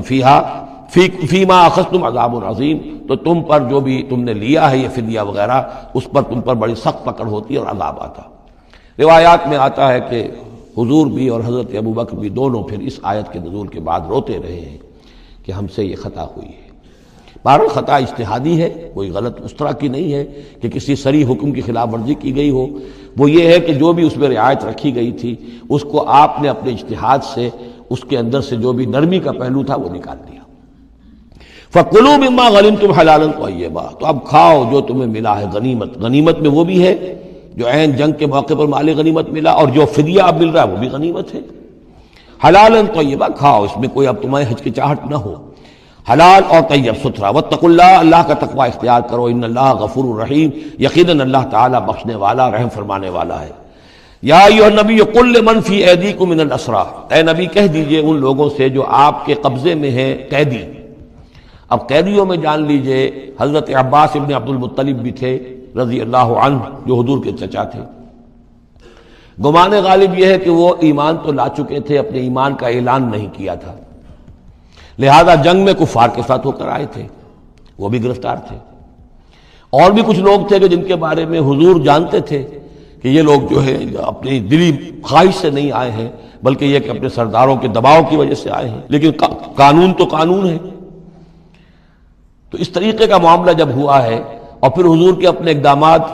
وہ قیدی ہیں ابو العاص، ان کی بڑی صاحبزادی زینب رضی اللہ تعالی عنہا نے پھر ان کے لیے اپنا وہ ہار بھیجا ہے جو حضرت خدیجہ نے انہیں شادی کے موقع پر دیا تھا۔ تو یہ ایسی کیفیات ہیں، ہم جب پڑھتے ہیں ان چیزوں کے تو ہمارے لیے تو ایک تعلق جو ہے وہ ایک ماضی کی تاریخ کے قصوں کی ہے، وہاں تو یہ خونی رشتے بھی تھے، تعلقات بھی تھے، ایک ہی خاندان ہے، ایک ہی قبیلہ ہے، اسی کے لوگ آئے ہوئے ہیں۔ تو اب حضور کے دل میں جو ہے اس وقت سنا یہ ہے کہ جب رات کے وقت کراہ رہے تھے حضرت عباس، انہیں باندھا ہوا تھا، سخت جذبات ہے، قیدیوں کو جکڑا ہوا ہے رسیوں کے اندر، تو تو ان سے ان کے جو اتنا بند تھے کہ سخت تھے، وہ جو بند تھے جن میں بندھے ہوئے تھے کہ کرا رہے تھے، تو حضور نے کہا تمام قیدیوں کے بند ڈھیلے کر دو۔ یہ نہیں کہا کہ صرف عباس کا بند ڈھیلا کر دو، بلکہ آپ نے ان کی کراہنے کی آواز سن کر پھر آپ نے فرمایا سب کے بند ڈھیلے کرو، اتنا سخت ان کو نہ باندھو۔ تو اس طرح کا معاملہ جو ہے اس کو ذہن میں رکھیے۔ یا ایھا النبی قل لمن فی ایدیکم من الاسریٰ، کہہ دیجئے ان سے جو آپ کے ہاتھ میں اب قیدی ہیں، ان یعلم اللہ فی قلوبکم خیرا، دیکھو اگر جو کچھ تمہارے دلوں میں ہے اللہ کے علم میں ہے کہ وہ خیر ہے، یؤتکم خیرا مما اخذ منکم، تو جو کچھ تم سے اس وقت لیا گیا ہے اس سے بہتر اللہ تمہیں دے دے گا۔ یعنی یہ کہ نیت کا معاملہ تمہارا اور اللہ کے مابین ہے، ہمارا معاملہ قانون کا ہے۔ تم آئے کفار کے ساتھ جنگ کرتے ہوئے آئے ہو، پکڑے گئے ہو، اب ان میں کوئی ڈسکریمنیشن نہیں ہو سکتی۔ کوئی شخص کہے کہ نہیں صاحب میں تو مجبوراً آیا تھا، اور میں تو کسی کے کہنے میں آیا تھا، اور میں تو حقیقت میں تو اسلام لا چکا تھا، یہ بات جو ہے اب نہیں چلے گی۔ لہذا یہ ضرور ہے کہ اگر تمہارے دل میں کوئی خیر ہے، کوئی بھلائی ہے، اور اس وقت یہ کہ تم سمجھتے ہو کہ تم اس صورتحال میں مجبوراً پھنس گئے ہو اور تمہیں فدیہ ادا کرنا پڑ رہا ہے، تو اللہ تعالیٰ تمہیں اس سے کہیں زیادہ دے دے گا کہ جو آج تمہیں فدیے میں دینا پڑ رہا ہے۔ ظاہر بات ہے کہ وہاں بیویوں کو خبریں پہنچی، انہوں نے اپنے زیور بھیجے ہیں، حضرت زینب رضی اللہ تعالی عنہا نے بھی اپنا زیور بھیجا، ہار بھیجا ہے، اور حضور کی آنکھوں میں آنسو آ گئے جب آپ نے وہ ہار دیکھا، حضرت خدیجہ کا ہار رضی اللہ تعالی عنہ۔ وہ پوری زندگی جو آپ کی گزری تھی حضرت خدیجہ کے ساتھ، وہ ساری آنکھوں میں نگاہوں کے سامنے آ گئی، جو ان کی وفاداری تھی اور جو انہوں نے خدمت کی تھی، وفا شعاری کی تھی۔ تو اس کے بعد مسلمانوں سے کہا کہ یہ ماں کی یادگار تھی بیٹی کے پاس، اگر آپ لوگ اجازت دیں تو یہ اس کو واپس کر دیا جائے، تو اس کو پھر لوگوں کی اجازت سے وہ ہار واپس کیا گیا۔ تو یہ سارے جو جذباتی معاملات تھے ان کو اچھے سے سمجھیے کہ ہم پڑھتے ہوئے ان چیزوں کو سمجھتے ہیں کہ جیسے ایک بس تاریخ کا ایک واقعہ ہے، اس کے ساتھ جو احساسات، جذبات، جو اس کے ساتھ اور فوری جو اس وقت کی کیفیات تھی، اس کا ہمارے لیے اکثر و بیشتر تو ممکن ہی نہیں کہ تصور کر سکے۔ یا ایھا النبی قل لمن فی ایدیکم من الاسریٰ، اے نبی کہہ دیجئے ان لوگوں سے جو آپ لوگوں کے قبضے میں ہیں اس وقت، ان قیدیوں میں سے، ان یعلم اللہ فی قلوبکم خیرا، اگر اللہ کے علم میں ہے کہ تمہارے دل میں خیر ہے، یؤتکم خیرا مما اخذ منکم، تو جو کچھ تم سے لیا گیا ہے اللہ اس سے بہتر تمہیں دے دے گا، ویغفر لکم، اور تمہیں بخش دے گا، واللہ غفور الرحیم، اور اللہ غفور الرحیم ہے۔ وَإِن يُرِيدُوا خِيَانَتَكَ، اور اگر یہ آپ سے خیانت کرنا چاہیں، جھوٹ بول رہے ہوں، جھوٹی قسمیں کھا رہے ہوں کہ ہمارے ساتھ تو معاملہ یوں ہو گیا تھا اور ایسے آ گئے تھے، فقد خان اللہ من قبل، تو پھر یہ پہلے اللہ سے بھی خیانتیں کرتے رہے ہیں، فامکنا منکم، اللہ تعالیٰ نے ان کو پکڑوا دیا، واللہ علیم الحکیم، اللہ حکیم اور علیم ہے۔ اب یہ یوں سمجھیے کہ کنکلوڈنگ آیات ہے سورہ مبارکہ کی، ان الذین آمنوا وہاجروا وجاہدوا باموالہم وانفسہم فی سبیل اللہ والذین آووا ونصروا اولئک بعضهم اولیاء بعض، یقیناً وہ لوگ جو ایمان لائے اور جنہوں نے ہجرت کی اور جہاد کیا اپنے اموال اور جانوں کے ساتھ اللہ کی راہ میں، اور وہ لوگ جنہوں نے انہیں پناہ دی اور ان کی مدد کی، اولئک بعضهم اولیاء بعض، یہ وہ لوگ ہیں کہ جو ایک دوسرے کے ساتھی ہیں، رفیق ہیں۔ یہ آپ نے بات سمجھ لی۔ اس وقت تک مسلمان معاشرہ جو ہے یہ دو حصوں میں علیحدہ علیحدہ منقسم تھا، مہاجرین، انصار۔ اگرچہ مہاجرین اور انصار کو بھائی بھائی بنایا جا چکا تھا، لیکن ظاہر بات ہے کہ صرف اس طرح کے تعلق سے وہ پورا جو قبائلی نظام جو ہے وہ ایک دم تو تلپٹ نہیں ہو جاتا۔ تو اس وقت تک یہ صورتحال بھی یہ ہے کہ جو پہلے جو 8 مہمیں حضور نے بھیجی ہیں اس میں کسی انصاری کو شریک نہیں کیا، وہ ایکسکلوسیولی مہاجر فینومینن تھا۔ جنگ بدر میں پہلی مرتبہ جو ہے انصار شریک ہوئے ہیں، ورنہ پہلے صرف مہاجرین تھے۔ لہذا وہ پہلی آیت جو ہے ان الذین آمنوا، وہ لوگ جو ایمان لائے، وہاجروا، انہوں نے مکے سے ہجرت کی، مدینے آ گئے، وجاہدوا باموالہم وانفسہم فی سبیل اللہ، اور انصار مدینہ تو اب جہاد میں شریک ہوئے ہیں، یہ 1.5 سال سے اس جہاد میں پہلے سے چلے آ رہے ہیں کہ پوری 8 مہمیں جو پہلے کی ہیں وہ ایکسکلوسیو جو ہیں وہ صرف مہاجرین نے کی ہیں۔ وجاہدوا باموالہم وانفسہم فی سبیل اللہ، یہ ایک طبقہ ہو گیا، ایک جماعت ہو گئی۔ والذین آووا، اور انصار کی شان کیا ہے؟ انہوں نے انہیں جگہ دی، پناہ دی، اپنے گھر تقسیم کر دیے، اپنی دکانیں تقسیم کر دی، اور اس طریقے سے مسلمانوں کے لیے اپنے دلوں میں بھی اور اپنے گھروں میں بھی پوری جگہ پیدا کی۔ اولئک بعضهم اولیاء بعض، انہوں نے مدد بھی کی، یہ سب ایک دوسرے کے ساتھی ہیں۔ والذین آمنوا ولم یہاجروا، اور وہ لوگ کہ جو ایمان لائے لیکن ہجرت نہیں کی، ما لکم من ولایتہم من شیء، تمہارا ان کے ساتھ اب کوئی تعلق نہیں۔ آگے چل کر سورہ نساء میں جو بعد میں نازل ہوئی ہیں، پڑھ چکے ہم پہلے، ان میں تو یہ ہے کہ وہ کافر اور منافق قرار دیا گیا، ان کے ساتھ وہی سلوک کرو جو کافروں کے ساتھ ہے، انہیں پکڑو اور قتل کرو، الا یہ کہ کسی ایسی قبیلے سے ہوں جن کے ساتھ تمہارا معاہدہ ہو، وہ پورا قانون وہاں آ گیا ہے۔ لیکن یہاں بھی پہلی بات بتا دی گئی، اب کوئی ولایت باہمی تمہاری ان کے ساتھ نہیں ہے۔ یعنی فرض کیجئے کوئی شخص کہتا ہے میں تو ایمان لا چکا تھا، مجبوراً آیا تھا، آئے تھے لیکن ہجرت کیوں نہیں کی؟ جب ہجرت نہیں کی تو اب تمہارا شمار ہوگا انہی لوگوں کے ساتھ جن کے ساتھ تم جنگ کر کے آئے ہو۔ تم یہ نہیں کہہ سکتے کہ میرا تعلق جو ہے اہل ایمان سے شمار کیا جانا چاہیے۔ والذین آمنوا ولم یہاجروا ما لکم من ولایتہم من شیء، تو کوئی تمہاری ان سے رفاقت نہیں ہے، کوئی تعلق نہیں ہے، کوئی عہد نہیں ہے، کوئی قول و قرار نہیں ہے۔ یہ آیت بھی معلوم ہوتا ہے کہ انہی جو اسیر تھے غزوہ بدر کے، انہی کی طرف اصل میں روح سخن ہے۔ حتیٰ یہاجروا، جب تک کہ وہ ہجرت نہ کریں، ہاں اب واپس جائیں، فدیہ دے کر جائیں، پھر ہجرت کر کے آ جائیں تو ٹھیک ہے، پھر وہ مسلمانوں میں سے ہوں گے، تمہارے بھائی ہوں گے، تمہارے حمایتی ہوں گے اور تم ان کی حمایت کرو گے۔ وَإِنِ اسْتَنصَرُوكُمْ فِي الدِّينِ، اور وہ لوگ کہ جو ایمان تو لائے لیکن ہجرت نہیں کی، اپنے اپنے قبیلوں میں رہے یا مکے میں رہے، اگر وہ تم سے مدد مانگے دین میں، فَعَلَيْكُمُ النَّصْرُ، تو اے مسلمانوں تم پر واجب ہے ان کی مدد کرنا۔ إِلَّا عَلَىٰ قَوْمٍ بَيْنَكُمْ وَبَيْنَهُمْ مِيثَاقٌ، سوائے اس کے کہ وہ کسی ایسی قوم سے تعلق رکھتے ہوں کہ جن کے اور تمہارے درمیان کوئی معاہدہ ہے۔ اگر کوئی قبیلہ ہے کہ جس کے ساتھ حضور نے معاہدہ کیا ہوا ہے صلح کا، اور وہاں کوئی مسلمان ہے اور وہ ہجرت تو کر نہیں رہا، وہاں سے وہ مدد کی درخواست کرتا ہے کہ میری مدد کی جائے، تو اس کے خلاف اس کی مدد نہیں کی جائے گی، اس لیے کہ قوم کے ساتھ معاہدہ ہے۔ واللہ بما تعملون بصیر، اور جو کچھ تم کر رہے ہو اللہ اسے دیکھ رہا ہے۔ والذین کفروا بعضهم اولیاء بعض، اور وہ لوگ جنہوں نے کفر کیا وہ ایک دوسرے کے ساتھی ہیں، ایک دوسرے کے حمایتی ہیں، ایک دوسرے کے پشت پناہ ہیں۔ عرب قبائلی معاشرے کے اندر یہ جو ولایت کا معاملہ ہوتا تھا، اس میں پھر یہ ذمہ داریاں بھی آتی تھیں۔ کسی کے اوپر تاوان پڑ گیا ہے تو جو اس کے ولی ہیں، جو اس کے حلیف ہیں، ان کو بھی تاوان میں سے حصہ پھر دینا پڑتا تھا۔ کوئی قیدی ہو گیا ہے، اسے کوئی فدیہ دینا ہے، تو جو اس کے حلیف ہیں، جب اس کے گھر والے بھی وہ فدیے کے لیے رقم جمع کریں گے تو وہ حلیف بھی اس کے اندر اپنا حصہ ڈالیں گے۔ تو یہ تو معاشرے کے اندر جو قبائلی معاشرہ ہوتا ہے یہ چیزیں ہوتی ہیں۔ تو یہاں فرما دیا گیا جو کافر ہیں وہ ایک دوسرے کے حلیف ہیں، جو اہل ایمان ہیں وہ ایک دوسرے کے حلیف ہیں، لیکن اہل ایمان میں سے جو ہجرت نہیں کرتے وہ اہل ایمان کے حلیف نہیں ہیں، بلکہ وہ تو انہی کافروں کے ساتھ شمار ہوگا ان کا جن کے ہاں وہ رہ رہے ہیں۔ البتہ یہ کہ اگر وہ مدد طلب کریں تمہیں مدد کرنی ہوگی، بشرطے کہ ان کے قبیلے سے تمہارا کوئی معاہدہ نہ ہو۔ الا تفعلوہ، اگر تم ان چیزوں کی پابندی نہ کرو، ایک مسلمان ہے وہاں سے اس نے خط لکھ دیا ہے کہ مجھے یہاں ستایا جا رہا ہے، حالانکہ اس قبیلے سے آپ کا معاہدہ اور آپ چڑھ دوڑے اس قبیلے کے اوپر، تو یہ معاملہ نہیں چلے گا دنیا کے اندر۔ ہر چیز کا ایک قاعدہ ہے، قانون ہے، اسے وہاں سے ہجرت کرنی چاہیے، یا ہجرت نہیں کر رہا ہے تو تکلیف جھیلنی چاہیے، برداشت کرنی چاہیے۔ مسلمان مدد نہیں کر سکتے چونکہ اس کے قبیلے سے مسلمانوں کا معاہدہ ہے۔ الا تفعلوہ، اگر یہ قواعد و ضوابط پیش نظر نہیں رکھو گے، ان کی پابندی نہیں کرو گے، تکن فتنۃ، تو پھر تو یہ ہے کہ فساد برپا ہو جائے گا، فتنہ پھیلے گا، فی الارض و فساد کبیر، اور بہت بڑی جو ہے بدامنی ہو جائے گی۔ اب وہ آیت آگے جس کا میں نے ذکر کیا تھا، والذین آمنوا وہاجروا وجاہدوا فی سبیل اللہ والذین آووا ونصروا اولئک ھم المؤمنون حقا۔ اب ان دو طبقات کو جمع کر دیا گیا،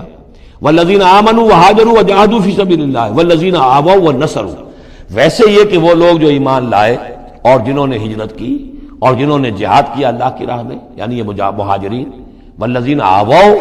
اور وہ انصار مدینہ جنہوں نے انہیں پناہ دی، انہیں جگہ دی، انہیں اکوموڈیٹ کیا، والذین آووا ونصروا، اور نصرت کی، اولئک ھم المؤمنون حقا لہم مغفرۃ ورزق کریم، ان کے لیے مغفرت ہے اور رزق کریم ہے۔ تو مومن حقیقی کی تعریف یہاں پر جو آئی ہے دو حصوں میں بٹ کر، وہ میں چاہتا ہوں کہ پھر اچھی طریقے سے آپ سمجھ لیں، انتہائی اہم بات ہے یہ۔ ایک مسلمان کے لیے بنی الاسلام علی خمس، 5 چیزیں ہیں، کلمہ شہادت، نماز، روزہ، حج، زکوٰۃ، لیکن حقیقی مومن ہونے کے لیے 2 چیزیں اور بڑھیں گی، صرف شہادت نہیں، یقین قلبی، اور نماز، روزہ، حج، زکوٰۃ کے ساتھ جہاد فی سبیل اللہ۔ گویا کہ 7 چیزیں ہوں گی، 7 شرطیں پوری ہوں گی تو ایک شخص بندہ مومن کہلائے گا۔ یہ تعریف ہے کہ جو سورہ الحجرات کی آیت نمبر 14-15 میں آئی. وہاں پہلے فرمایا قالت الاعراب آمنا قل لم تؤمنوا ولکن قولوا اسلمنا ولما يدخل الايمان في قلوبكم. یہ بدو کہہ رہے ہیں ہم ایمان لے آئے. اے نبی ان سے کہہ دیجئے تم ایمان نہیں لائے ہو، بلکہ یوں کہو کہ ہم مسلمان ہو گئے، ہم نے اطاعت قبول کر لی ہے، ابھی تک ایمان تمہارے دلوں میں داخل نہیں ہوا. اب اگلی آیت میں پھر اسی سیاق کے اندر اگلی آیت میں مومن کون ہے؟ انما المؤمنون الذين آمنوا بالله ورسوله ثم لم يرتابوا. مومن تو وہ ہیں جو ایمان لائیں اللہ پر، اس کے رسول پر، پھر شک نہ باقی رہے، یقین بن جائے. اور دوسرے وجاہدوا باموالہم وانفسہم فی سبیل اللہ، اور وہ جہاد کریں اللہ کی راہ میں اپنی جانوں اور مالوں کے ساتھ. اولئک هم الصادقون، صرف وہ سچے ہیں. اس کو میں نے پرکار سے تشبیہ دی تھی. اب اگر وہ دل میں یقین ہے تو اس کی کیا کیفیات پیدا ہو جائیں گی؟ دلی یقین کی کیفیات وہ شروع میں آ گئی ہیں. انما المؤمنون الذین اذا ذکر اللہ وجلت قلوبہم. اہل ایمان تو وہ ہیں حقیقت میں کہ جب اللہ کی یاد کرتے ہیں، اللہ کا ذکر ہوتا ہے، ان کے دل لرز اٹھتے ہیں. وَإِذَا تُلِيَتْ عَلَيْهِمْ آيَاتُهُ زَادَتْهُمْ ایمانا. جب ان کو اللہ کی آیات پڑھ کر سنائی جاتی ہیں، ان کے ایمان میں اضافہ ہوتا ہے. وَعَلَىٰ رَبِّهِمْ يَتَوَكَّلُونَ. ان کا توکل، ان کا بھروسہ کل کا کل اللہ کی ذات پر ہے. الذین یقیمون الصلاۃ ومما رزقناہم ينفقون. اور وہ لوگ جو نماز قائم کرتے ہیں اور انفاق کرتے ہیں اللہ کی راہ میں اس میں سے جو ہم نے دیا. اولئک هم المؤمنون حقا. یہ ہے سچے مومن، پکے مومن. لیکن یہ مومن کی شخصیت کی تصویر کا ایک رخ ہے. بدقسمتی سے ہمارے ہاں یہ دو رخ علیحدہ ہو گئے. معاملہ یہ ہے کہ یہ ہے ایک ورق، اس ورق کا ایک صفحہ یہ ہے، ایک صفحہ یہ ہے. یہ انسیپریبل ہے، صفحات کو جدا نہیں کر سکتے آپ. ورق ایک ہے، اس کا ایک رخ یہ ہے صفحہ، ایک رخ یہ ہے صفحہ. مومن کی شخصیت کا ایک صفحہ، اس کی تصویر کا ایک رخ یہ ہے. دل میں یقین ہے، اللہ کی یاد کرتا ہے، دل لرزتا ہے. آیات قرآنی پڑھتا ہے یا سنتا ہے، دل میں ایمان بڑھتا ہے. ہر معاملے میں توکل، اس کا بھروسہ اللہ کی ذات پر ہے. نماز قائم کیے ہوئے ہے، زکوٰۃ ادا کرتا ہے، اللہ کی راہ میں خرچ کرتا ہے. یہ شخصیت کا ایک رخ ہو گیا. اولئک هم المؤمنون حقا. لیکن یہ ایک رخ ہے. اور دوسرا رخ کیا ہے؟ والذین آمنوا وہاجروا وجاہدوا فی سبیل اللہ والذین آووا ونصروا اولئک هم المؤمنون حقا. اور وہ لوگ جو ایمان لائے، جنہوں نے ہجرت کی، جنہوں نے جہاد کیا اللہ کی راہ میں، اور وہ لوگ جنہوں نے انہیں جگہ دی، پناہ دی اور ان کی مدد کی، یہ ہے مومن سچے. تو تصویر کے ان دونوں رخوں کو جوڑیے. یہ ہے اصل میں جو آج کی ضرورت ہے. صحابہ کرام کی شخصیتوں میں یہ دونوں رخ تھے. جیسے زوال آیا ہمارے ہاں، اڑائے کچھ ورق لالے نے، کچھ نرگس نے، کچھ گل نے، چمن میں ہر طرف بکھری ہوئی ہے داستاں میری. دین کے حصے بکھرے ہو گئے. کوئی حلقے ذکر کے ہیں تو ان کو جہاد وغیرہ سے کوئی غرض نہیں. کوئی جہادی تحریکیں ہیں تو ان کے اندر جو ہے وہ دوسری کیفیات نہیں. اس طرح کے معاملات جو ہے تقسیم ہو چکے ہیں. جب تک کہ یہ مکمل شخصیتیں وجود میں نہیں آئیں گی، یہ ظاہر بات ہے صحابہ کی کمیت کے اعتبار سے تو وہاں تک نہیں پہنچ سکتے، لیکن ان کا عکس تو ہو، اس طرح کی کیفیت متوازن طریقے پر. اگر 25% ادھر ہے 25% ادھر بھی ہو، 10% ادھر ہے 10% ادھر بھی ہو، لیکن ایک ہی طرف 70% ہو جائے، دوسری طرف 0 ہو، وہ معاملہ گڑبڑ ہے. یہ دونوں جو رخ ہے شخصیت کے، ان کو جمع کرنے کی ضرورت ہے. اولئک هم المؤمنون حقا لهم مغفرۃ ورزق کریم. ان کے لیے مغفرت ہے اور رزق کریم ہے. اللہم ربنا اجعلنا منہم، اللہم ربنا اجعلنا منہم والذین آمنوا من بعد وہاجروا وجاہدوا. اور جو لوگ بعد میں ایمان لائے یا لائیں گے اور ہجرت کریں، جہاد کریں، وجاہدوا معکم، تمہارے ساتھ ہو کر جہاد کریں، فاولئک منکم، تو اے مسلمانوں وہ تم ہی میں سے ہیں، تمہاری جماعت، تمہاری امت حزب اللہ کے حصے ہوں گے. وَأُولُو الْأَرْحَامِ بَعْضُهُمْ أَوْلَىٰ بِبَعْضٍ فِي کتاب اللہ. البتہ اللہ کا جو قانون ہے، جو شریعت ہے، مثلا جو وراثت کا معاملہ ہے، اس کا تعلق جو اولو الارحام کے ساتھ ہے. یہ جو بھائی چارہ تھا اس کے بنا پر وراثت نہیں ہے. وراثت ہوگی وہی جو رحمی رشتے ہیں جن کے بنا پر کہ وراثت کا قانون بنا دیا گیا. اولو الارحام بعضهم اولیٰ ببعض فی کتاب اللہ. اللہ کی شریعت کے ضابطے کے قانون میں بہرحال جو رحمی رشتے ہیں وہ یقیناً مقدم ہیں. ان اللہ بکل شیء علیم. یقیناً اللہ تعالی ہر چیز کا علم رکھتا ہے. براءۃ من اللہ ورسولہ الی الذین عاہدتم من المشرکین فسیحوا فی الارض اربعۃ اشہر واعلموا انکم غیر معجز اللہ وان اللہ مخزی الکافرین صدق اللہ العظیم رب اشرح لی صدری ویسر لی امری واحلل عقدۃ من لسانی یفقہوا قولی اللہم ربنا الہمنا رشدنا واعذنا من شرور انفسنا اللہم ارنا الحق حقا وارزقنا اتباعہ وارنا الباطل باطلا وارزقنا اجتنابہ اللہم طہر قلوبنا من النفاق واعمالنا من الرياء آمین یا رب العالمین۔ اب ہم اللہ کے نام سے سورہ توبہ کا آغاز کر رہے ہیں۔ یہ سورہ مبارکہ تجزیے کے اعتبار سے قرآن حکیم کی مشکل ترین صورت ہے۔ اس میں کئی خطبات ہیں جو مختلف مواقع پر نازل ہوئے ہیں، اور چونکہ قرآن مجید میں یہ چیز محفوظ نہیں ہے کہ کون سا خطبہ کس وقت نازل ہوا، اس کے حوالے سے بڑی تحقیق کی ضرورت ہوتی ہے، اور جن لوگوں نے اتنی تکلیف گوارا نہیں کی ہے وہ بہت سے مغالطوں میں خود بھی مبتلا ہوئے ہیں اور دوسروں کو بھی مبتلا کیا ہے۔ بہرحال پہلی بات تو یہ سمجھیے کہ یہ سورہ مبارکہ دو بڑے بڑے حصوں پر مشتمل ہے۔ پہلا حصہ پہلے 5 رکوعوں پر مشتمل ہے اور دوسرا حصہ 11 رکوعوں پر مشتمل ہے۔ فلسفہ دین اور فلسفہ رسالت کے اعتبار سے ان دونوں حصوں کے مابین فرق یہ ہے کہ نبی اکرم صلی اللہ علیہ وسلم کی بعثت ہوئی تھی، براہ راست بعثت جن میں سے آپ خود تھے، یہ بعثت خصوصی ہے، بعثت خاصہ ہے کہ جو مشرکین عرب کی طرف ہے، بنی اسماعیل کی طرف ہے۔ ایک آپ کی بعثت عمومی ہے پوری نوع انسانی کی طرف۔ آپ دو بعثتوں کے ساتھ مبعوث فرمائے گئے۔ آپ کی جو بعثت خصوصی ہے الی اہل العرب، بنی اسماعیل، مشرکین عرب، چونکہ آپ انہی میں سے تھے اور انہی کی زبان میں آپ نے آخری اتمام حجت کر دیا، لہذا ان کے ضمن میں اللہ تعالیٰ کا جو قدیم قانون ہے رسولوں کے بارے میں کہ اگر کوئی قوم جس کی طرف رسول بھیجا جائے اور وہ اتمام حجت کر دے اور پھر بھی وہ قوم تسلیم نہ کرے تو اس قوم کو ہلاک کر دیا جاتا تھا، عذاب استیصال۔ تو اس قوم کے حق میں تو یہ آخری فیصلہ جو ہے اللہ تعالیٰ کا اسی قانون کے تحت نافذ ہوا۔ اس آخری فیصلے کا جو معاملہ ہے وہ ہے جو پہلے 5 رکوعوں میں آیا ہے۔ یہ حضور صلی اللہ علیہ وسلم کی بعثت خصوصی سے متعلق ہے، اہل عرب کی طرف۔ البتہ چونکہ آپ کی بعثت عمومی ہے پوری نوع انسانی کے لیے، آپ نے جزیرہ نما عرب میں دین کو غالب کر دیا، قائم کر دیا۔ بعثت خصوصی کا تو گویا کہ آخری مقصد آخری درجے میں مکمل ہو گیا، لیکن یہ بعثت عمومی کے کام کا آپ نے آغاز فرمایا ہے صلح حدیبیہ کے بعد۔ آپ نے 7 ہجری تک کوئی مبلغ، کوئی داعی کہیں باہر نہیں بھیجا، جب تک کہ جزیرہ نما عرب میں اس حد تک کامیابی نہیں ہو گئی کہ قریش نے آپ کو تسلیم کر لیا اور آپ کے ساتھ صلح کی، تو جس کو کہ اللہ تعالیٰ نے انا فتحنا لک فتحا مبینا قرار دیا ہے، اس وقت تک آپ نے اپنی پوری توجہ، آپ نے پورا وقت، آپ نے ساری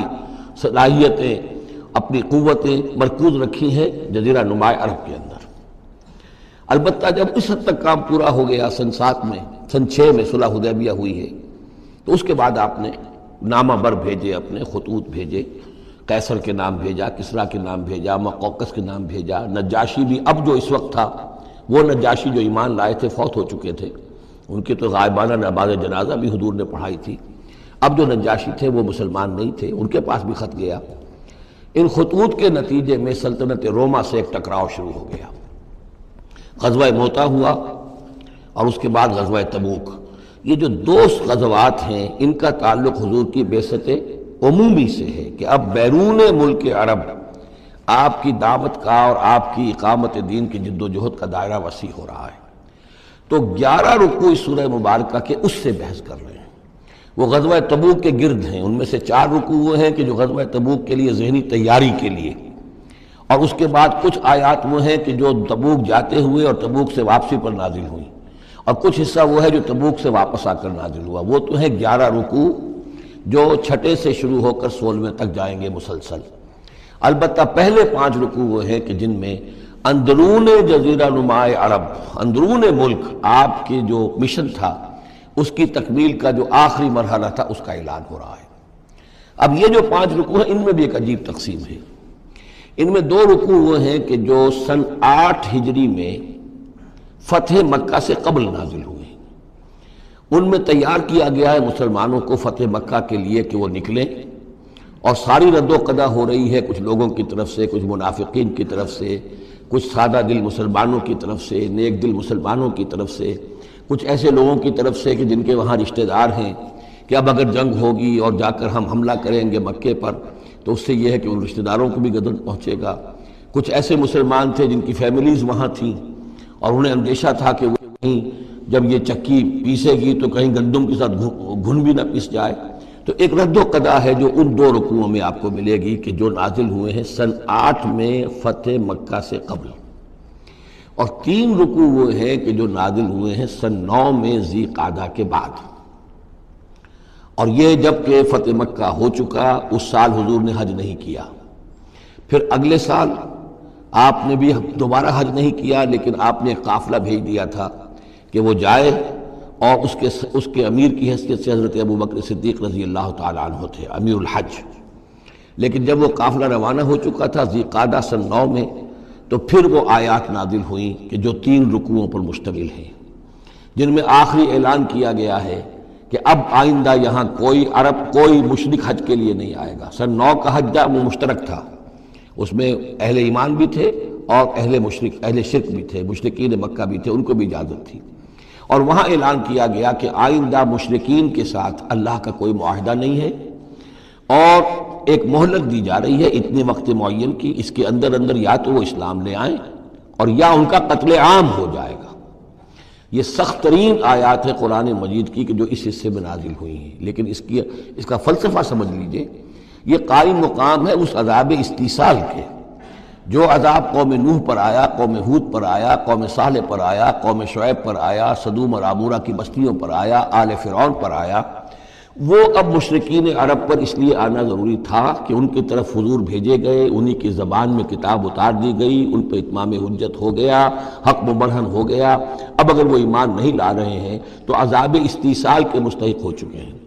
البتہ یہ کہ انہیں پہلی قسط جو دی گئی عذاب کی وہ تو غزوہ بدر کی شکل میں تھی، اب آخری یہ ہے کہ چیلنج کر دیا گیا کہ اب اتنی مدت کے اندر اگر تم ایمان لے آؤ گے تو تمہاری خیریت ہے، نہیں لاؤ گے تو تمہیں قتل کر دیا جائے گا۔ اور اس میں خود بخود امپلائڈ تھی یہ بات کہ اگر تم نہ ایمان لانا چاہو نہ قتل ہونا چاہو تو جزیرہ نما عرب کو خیر بات کہہ کے چلے جاؤ، جہاں سینگ سمائے چلے جاؤ، اب عرب میں نہیں رہ سکتے۔ اس جزیرہ نما عرب کو پاک کر دیا جائے گا شرک سے۔ تو 2 رکوع وہ 3 یہ، اب اس میں ایک اور کمپلیکیشن ہے، یہ 2 رکوع پہلے اور 3 رکوع بعد میں، ترتیب زمانی تو یہ ہے، ان 3 رکوعوں کا ایک رکوع پہلے نکال کے لے آیا گیا ہے۔ جیسے میں نے کہا تھا کہ سورہ انفال میں ایک آیت جو تھی کہ جو بڑی اہم تھی اور جو بڑی یوں سمجھیے کہ ایک حساس مسئلے پر تھی کہ مال غنیمت کا کیا ہوگا، اس کو پہلے لے آئے، حالانکہ اس کا اصل حکم، اس کی اصل بحث جو ہے وہ سورت کے اندر چل رہی ہے، جا کے وسط میں آ رہی ہے۔ اسی طریقے سے قرآن کا اسلوب ہے کہ جو خاص بہت اہم شے تھی، اگرچہ وہ ان 3 رکوعوں سے متعلق ہے جو بعد میں نازل ہوئے ہیں، لیکن ان کو پہلے سب سے پہلے صورت میں رکھ دیا گیا ہے۔ تو گویا کہ پہلے 5 رکوع بھی 3 حصوں میں ہیں۔ پہلا رکوع جو 6 آیات پر مشتمل ہے، یہ وہ 6 آیات ہیں جن کو دے کر حضرت علی کو بھیجا حضور نے صلی اللہ علیہ وسلم، وہاں جا کر حج کے اعلان کرو، اعلان عام کر دو میری طرف سے کہ اب مشرکین کے ساتھ کوئی معاہدے نہیں۔ اس کے بعد وہ 2 رکوع ہیں جو ایک سال پہلے جو ہے نازل ہوئے ہیں فتح مکہ سے قبل۔ پھر 2 رکوع وہی ہیں کہ جو ان 6 آیات کے تسلسل میں ہیں جو ذی قعدہ سن 9 ہجری میں نازل ہو رہے ہیں۔ تو یہ 3 حصوں میں پہلے 5 رکوع ہیں، لیکن ان 5 رکوعوں کا تعلق محمد الرسول اللہ صلی اللہ علیہ وسلم کی بعثت خصوصی کا جو تکمیلی مرحلہ ہے در حقیقت اس سے ہے۔ برات من اللہ ورسولہ، اعلان برات ہے، لا تعلقی کا اعلان ہے اللہ اور اس کے رسول کی طرف سے، الی الذین عاہدتم من المشرکین، ان لوگوں کی جانب جن سے اے مسلمانوں تم نے مشرکوں میں سے معاہدے کیے، اللہ کی طرف سے سارے معاہدے ختم۔ البتہ یہ بڑا کیٹیگوریکل سٹیٹمنٹ جو آیا ہے، اس کے بعد اس کے اندر تھوڑی تھوڑی وہ جو ہے تفصیل جب آئے گی تو اس میں رعایتیں دی گئی ہیں، لیکن اعلان ایسا ہے۔ اور اس صورت سے پہلے، یہ واحد صورت ہے قرآن مجید کی جس سے پہلے آیت بسم اللہ نہیں ہوتی، اور اس کا سبب یہ بیان کیا ہے حضرت علی رضی اللہ تعالیٰ عنہ نے کہ یہ صورت تو ننگی تلوار لے کر نازل ہوئی ہے۔ آیت بسم اللہ میں تو اللہ کے نام ہے الرحمن الرحیم، تو یہ صورت جو ہے یہ تو ننگی تلوار لے کر نازل ہوئی ہے۔ اہل شرک کے لیے جو اعلان اس میں کیا گیا ہے کہ ان کو قتل کیا جائے گا، قتل عام ہوگا، تو گویا کہ اس کے مضامین جو ہیں اللہ تعالیٰ کی وہ رحمانیت اور رحیمیت کے ساتھ بظاہر ان کی مناسبت نہیں ہے، اس لیے اس صورت سے قبل آیت بسم اللہ نہیں لکھی جاتی۔ واللہ عالم۔ برات من اللہ ورسولہ الی الذین عاہدتم من المشرکین، اعلان برات ہے، اعلان لا تعلقی ہے اللہ اور اس کے رسول کی طرف سے ان تمام لوگوں سے کہ جن سے مسلمانوں نے معاہدے کیے۔ فسیحوا فی الارض اربعۃ اشہر، تو گھوم پھر لو اس زمین میں، یعنی اس جزیرہ نماء عرب میں 4 مہینے کی تمہیں مہلت دی جا رہی ہے۔ وَاعْلَمُوا أَنَّكُمْ غَيْرُ مُعْجِزِ اللَّهِ، اور جان لو کہ تم اللہ کو عاجز نہیں کر سکتے، اللہ کو شکست نہیں دے سکتے۔ وَأَنَّ اللَّهَ مُخْزِي الْكَافِرِينَ، اور اللہ تعالیٰ کافروں کو رسوا کر کے رہے گا۔ اب ان کے لیے یہ آخری جو ہے قسط جو ہے اللہ تعالیٰ کی طرف سے عذاب کی وہ آ کر رہے گی۔ یہ جو کیٹیگوریکل سٹیٹمنٹ آیا ہے یہ ان معاہدوں کے ضمن میں تھا کہ جن میں کوئی میعاد معین نہیں تھی، غیر میعادی معاہدے۔ عام معاہدہ ہے دوستی کا، نو وار پیکٹ ہے، اس کے لیے کوئی ٹائم لمٹ نہیں ہے۔ ان کے لیے تو کھلم کھلا کہہ دیا کہ ٹھیک ہے 4 مہینے کی ہم مہلت دے رہے ہیں، اس کے بعد ہمارا کوئی معاہدہ نہیں۔ اور یہ بالکل معقول بات ہے، اس لیے کہ ایک ہی دن میں نہیں کیا ہے۔ وہ بات بھی ہو گئی کہ معاہدہ پہلے جو ہے ان کی طرف پھینک دیا گیا، فَأَنبِذْ عَلَيْهِمْ عَلَىٰ سَوَاءٍ، اعلان کیا جا رہا ہے، اور پھر ایک دن میں اقدام بھی نہیں ہو رہا، 4 مہینے دیے جا رہے ہیں۔ تو یہ ہے معاملہ ان کا جو معاہدے غیر میعادی تھے جن میں کوئی مدت معین نہیں تھی۔ وَأَذَانٌ مِّنَ اللَّهِ وَرَسُولِهِ إِلَى النَّاسِ يَوْمَ الْحَجِّ الْأَكْبَرِ، اور اعلان عام ہے اللہ اور اس کے رسول کی طرف سے لوگوں کی جانب حج اکبر کے دن، یوم الحج الاکبر، بڑے حج کے دن۔ بڑے حج سے مراد حج ہے، یہ ہمارے ہاں جو عام خیال ہے کہ جمعے کو حج ہو تو حج اکبر ہے، یہ بغیر کسی بنیاد کے ہے۔ اصل میں عمرہ جو ہے وہ حج اصغر ہے، اور جو حج ہے وہ حج اکبر ہے۔ عمرہ بھی ایک چھوٹا حج ہے، تو وہاں اکبر اور اصغر اس اعتبار سے ہوتے ہیں۔ تو یوم الحج الاکبر، جب جو حج آ رہا ہے اس دن، ان اللہ بریء من المشرکین ورسولہ، اعلان عام، چونکہ حج میں تو تمام اطراف و اکناف جو ہیں جزیرہ نماء عرب کے وہاں سے لوگ آئے ہوئے ہیں، تو اعلان عام ہو جائے گا کہ اللہ تعالیٰ بری ہے، الگ ہے، اس کا کوئی معاہدہ مشرکین کے ساتھ نہیں ہے، نہ صرف اللہ بلکہ اس کے رسول بھی۔ وَإِن تُبْتُمْ فَهُوَ خَيْرٌ لَكُمْ، اور اگر تم باز آ جاؤ، توبہ کر لو تو تمہارے لیے بہتر ہے، اسی میں خیریت ہے۔ وَإِن تَوَلَّيْتُمْ، اگر تم پیٹھ موڑ لو گے، روگردانی کرو گے، فَاعْلَمُوا أَنَّكُمْ غَيْرُ مُعْجِزِ اللَّهِ، تو سن رکھو تم اللہ کو عاجز نہیں کر سکتے، تم اللہ کو شکست نہیں دے سکتے۔ وَبَشِّرِ الَّذِينَ كَفَرُوا بِعَذَابٍ أَلِيمٍ، اور ان کافروں کو اے نبی بشارت دے دیجئے دردناک عذاب کی۔ إِلَّا الَّذِينَ عَاهَدتُّم مِّنَ الْمُشْرِكِينَ، اب یہاں ایک استثناء ہو رہا ہے، یہ ہے جن کے ساتھ میعادی معاہدے تھے، 2 سال کا معاہدہ ہے، 1 سال کا معاہدہ ہے، 6 ماہ کا معاہدہ ہے، اس کو مستثنیٰ رکھا۔ غیر میعادی معاہدہ تھا، یہ اعلان کر دیا اور 4 مہینے کی مہلت دے دی۔ جو میعادی تھا اس کو فرمایا الا الذین عاہدتم من المشرکین، ہاں اس کے سوا وہ لوگ ہوں گے کہ جن سے تم نے مسلمانوں مشرکین میں سے جن سے معاہدے کیے، ثم لم ینقصوکم شیئا، پھر انہوں نے کوئی کمی نہیں کی، کوئی شے جو ہے جو بھی شرائط تھی اس میں سے کسی میں کوئی کمی نہیں کی، وہ اپنے معاہدے کی شرائط کی پابندی کرتے رہے۔ وَلَمْ يُظَاهِرُوا عَلَيْكُمْ، اور نہ تم پر تمہارے دشمنوں کی کوئی مدد کی، احدن کسی کی بھی، فَأَتِمُّوا إِلَيْهِمْ عَهْدَهُمْ، تو ان کے لیے ان کی مدت مکمل کر دو، اِلَىٰ مُدَّتِهِمْ، جو بھی مدت ہے، کسی کی 2 سال کی ہے، کسی کی 6 مہینے کی ہے، تو جو میعادی معاہدہ ہے اس کی بشرطے کہ ان کی طرف سے کوئی خلاف ورزی نہ ہوئی ہو تو ان کی مدت جو ہے وہ پوری کر دو۔ ان اللہ یحب المتقین، یقیناً اللہ تعالیٰ تقوی والوں کو پسند کرتا ہے۔ فَإِذَا انسَلَخَ الْأَشْهُرُ الْحُرُمُ، جب یہ مہینے جو رعایت کے مہینے ہیں، پناہ کے مہینے ہیں، یعنی 2 شکلیں ہو گئی، جیسے عورت کی جو عدت ہوتی ہے، فرض کیجئے کہ طلاق دی گئی تو ایک عدت تو یہ ہے کہ 3 ماہ جو ہے یا 3 حیض آ گئے، لیکن اگر وہ اگر حاملہ ہے تو وضع حمل تک وہ عدت رہے گی۔ اسی طریقے سے جن لوگوں کا کوئی میعاد مقرر نہیں تھی ان کے لیے 4 مہینے مقرر کر کے اور ان کے معاہدوں کا اعلان کر دیا. جن کی میعاد مقرر تھی کہا کہ جیسے ہی میعاد ختم ہوگی پھر معاہدہ نہیں ہوگا، اب یہ رینیو نہیں ہوگا، لیکن یہ کہ اس مدت کی تکمیل کر دی جائے گی. فَإِذَا انْسَلَخَ الْأَشْهُرُ الْحُرُمُ، اور جب یہ محترم مہینے سمجھ لیجئے، اس لیے کہ اب یہ ان کے لیے جو امان کے مہینے ہیں جو تمہیں دے دیے گئے ہیں، جب یہ ختم ہو جائیں گے فَاقْتُلُوا الْمُشْرِكِينَ حَيْثُ وَجَدتُّمُوهُمْ، تو قتل کرو ان مشرکوں کو جہاں پاؤ. یہ سخت ترین الفاظ ہیں. وَخُذُوهُمْ، پکڑو ان کو، وَاحْصُرُوهُمْ، گھیراؤ کرو ان کا، وَاقْعُدُوا لَهُمْ كُلَّ مَرْصَدٍ، اور ہر جگہ گھات لگا کر بیٹھو ان کو پکڑنے کے لیے. یہ آخری ہے جو گویا کہ ان کی رسوائی. اب ظاہر بات ہے یہ آیات پڑھ کر سنائی گئی، مشرکین موجود تھے، اس سے بڑی رسوائی اور کیا ہوگی. کس انداز میں اب انہیں چیلنج کیا جا رہا ہے. یہ رسوائی، واللہ مخزی الکافرین، اللہ ان کافروں کو رسوا کر کے رہے گا. حضرت علی کو بھیجا گیا اس لیے کہ قافلہ روانہ ہو چکا تھا. پھر یہ آیتیں اتری ہیں 6. تو ان آیتوں کو دے کر حضور نے بھیجا کہ علی جاؤ اور میرے نمائندے کی حیثیت سے حج کے اجتماع میں تم اعلان کرو. اس لیے کہ عرب کا رواج یہ تھا کہ کسی بڑی شخصیت کی طرف سے اتنا بڑا اعلان وہ کوئی اس کا قریبی عزیز کر سکتا تھا. تو وہ قافلہ حج جو ہے کہیں پڑاؤ پر تھا، درمیان میں حضرت علی پہنچے. امیر تھے حضرت ابوبکر رضی اللہ تعالی عنہ. تو جب حضرت علی وہاں پہنچے ہیں تو پہلا سوال کیا حضرت ابوبکر نے، امیر او مامور، آپ امیر بنا کر بھیجے گئے یا مامور؟ اگر تو مجھے معذور کر کے آپ کو امیر بنا کر بھیجا ہے حضور نے تو آپ یہاں بیٹھیے، میں ادھر بیٹھوں گا. لیکن اٹ مسٹ بی نون ہو از ہو. اور اگر آپ مامور ہیں میں ہی امیر ہوں تب بھی ٹھیک ہے، لیکن معلوم ہونا چاہیے. یہ نظم کا معاملہ ہے دین کے اندر، جماعتی زندگی. اور مسلمانوں کا حال یہ ہو گیا کہ سب سے زیادہ غیر منظم قوم دنیا میں مسلمانوں کی. یہاں یہ کہ آتے ہی پہلی بات یہ ہو رہی ہے امیرون اور مامورون. بات طے ہو جانی چاہیے.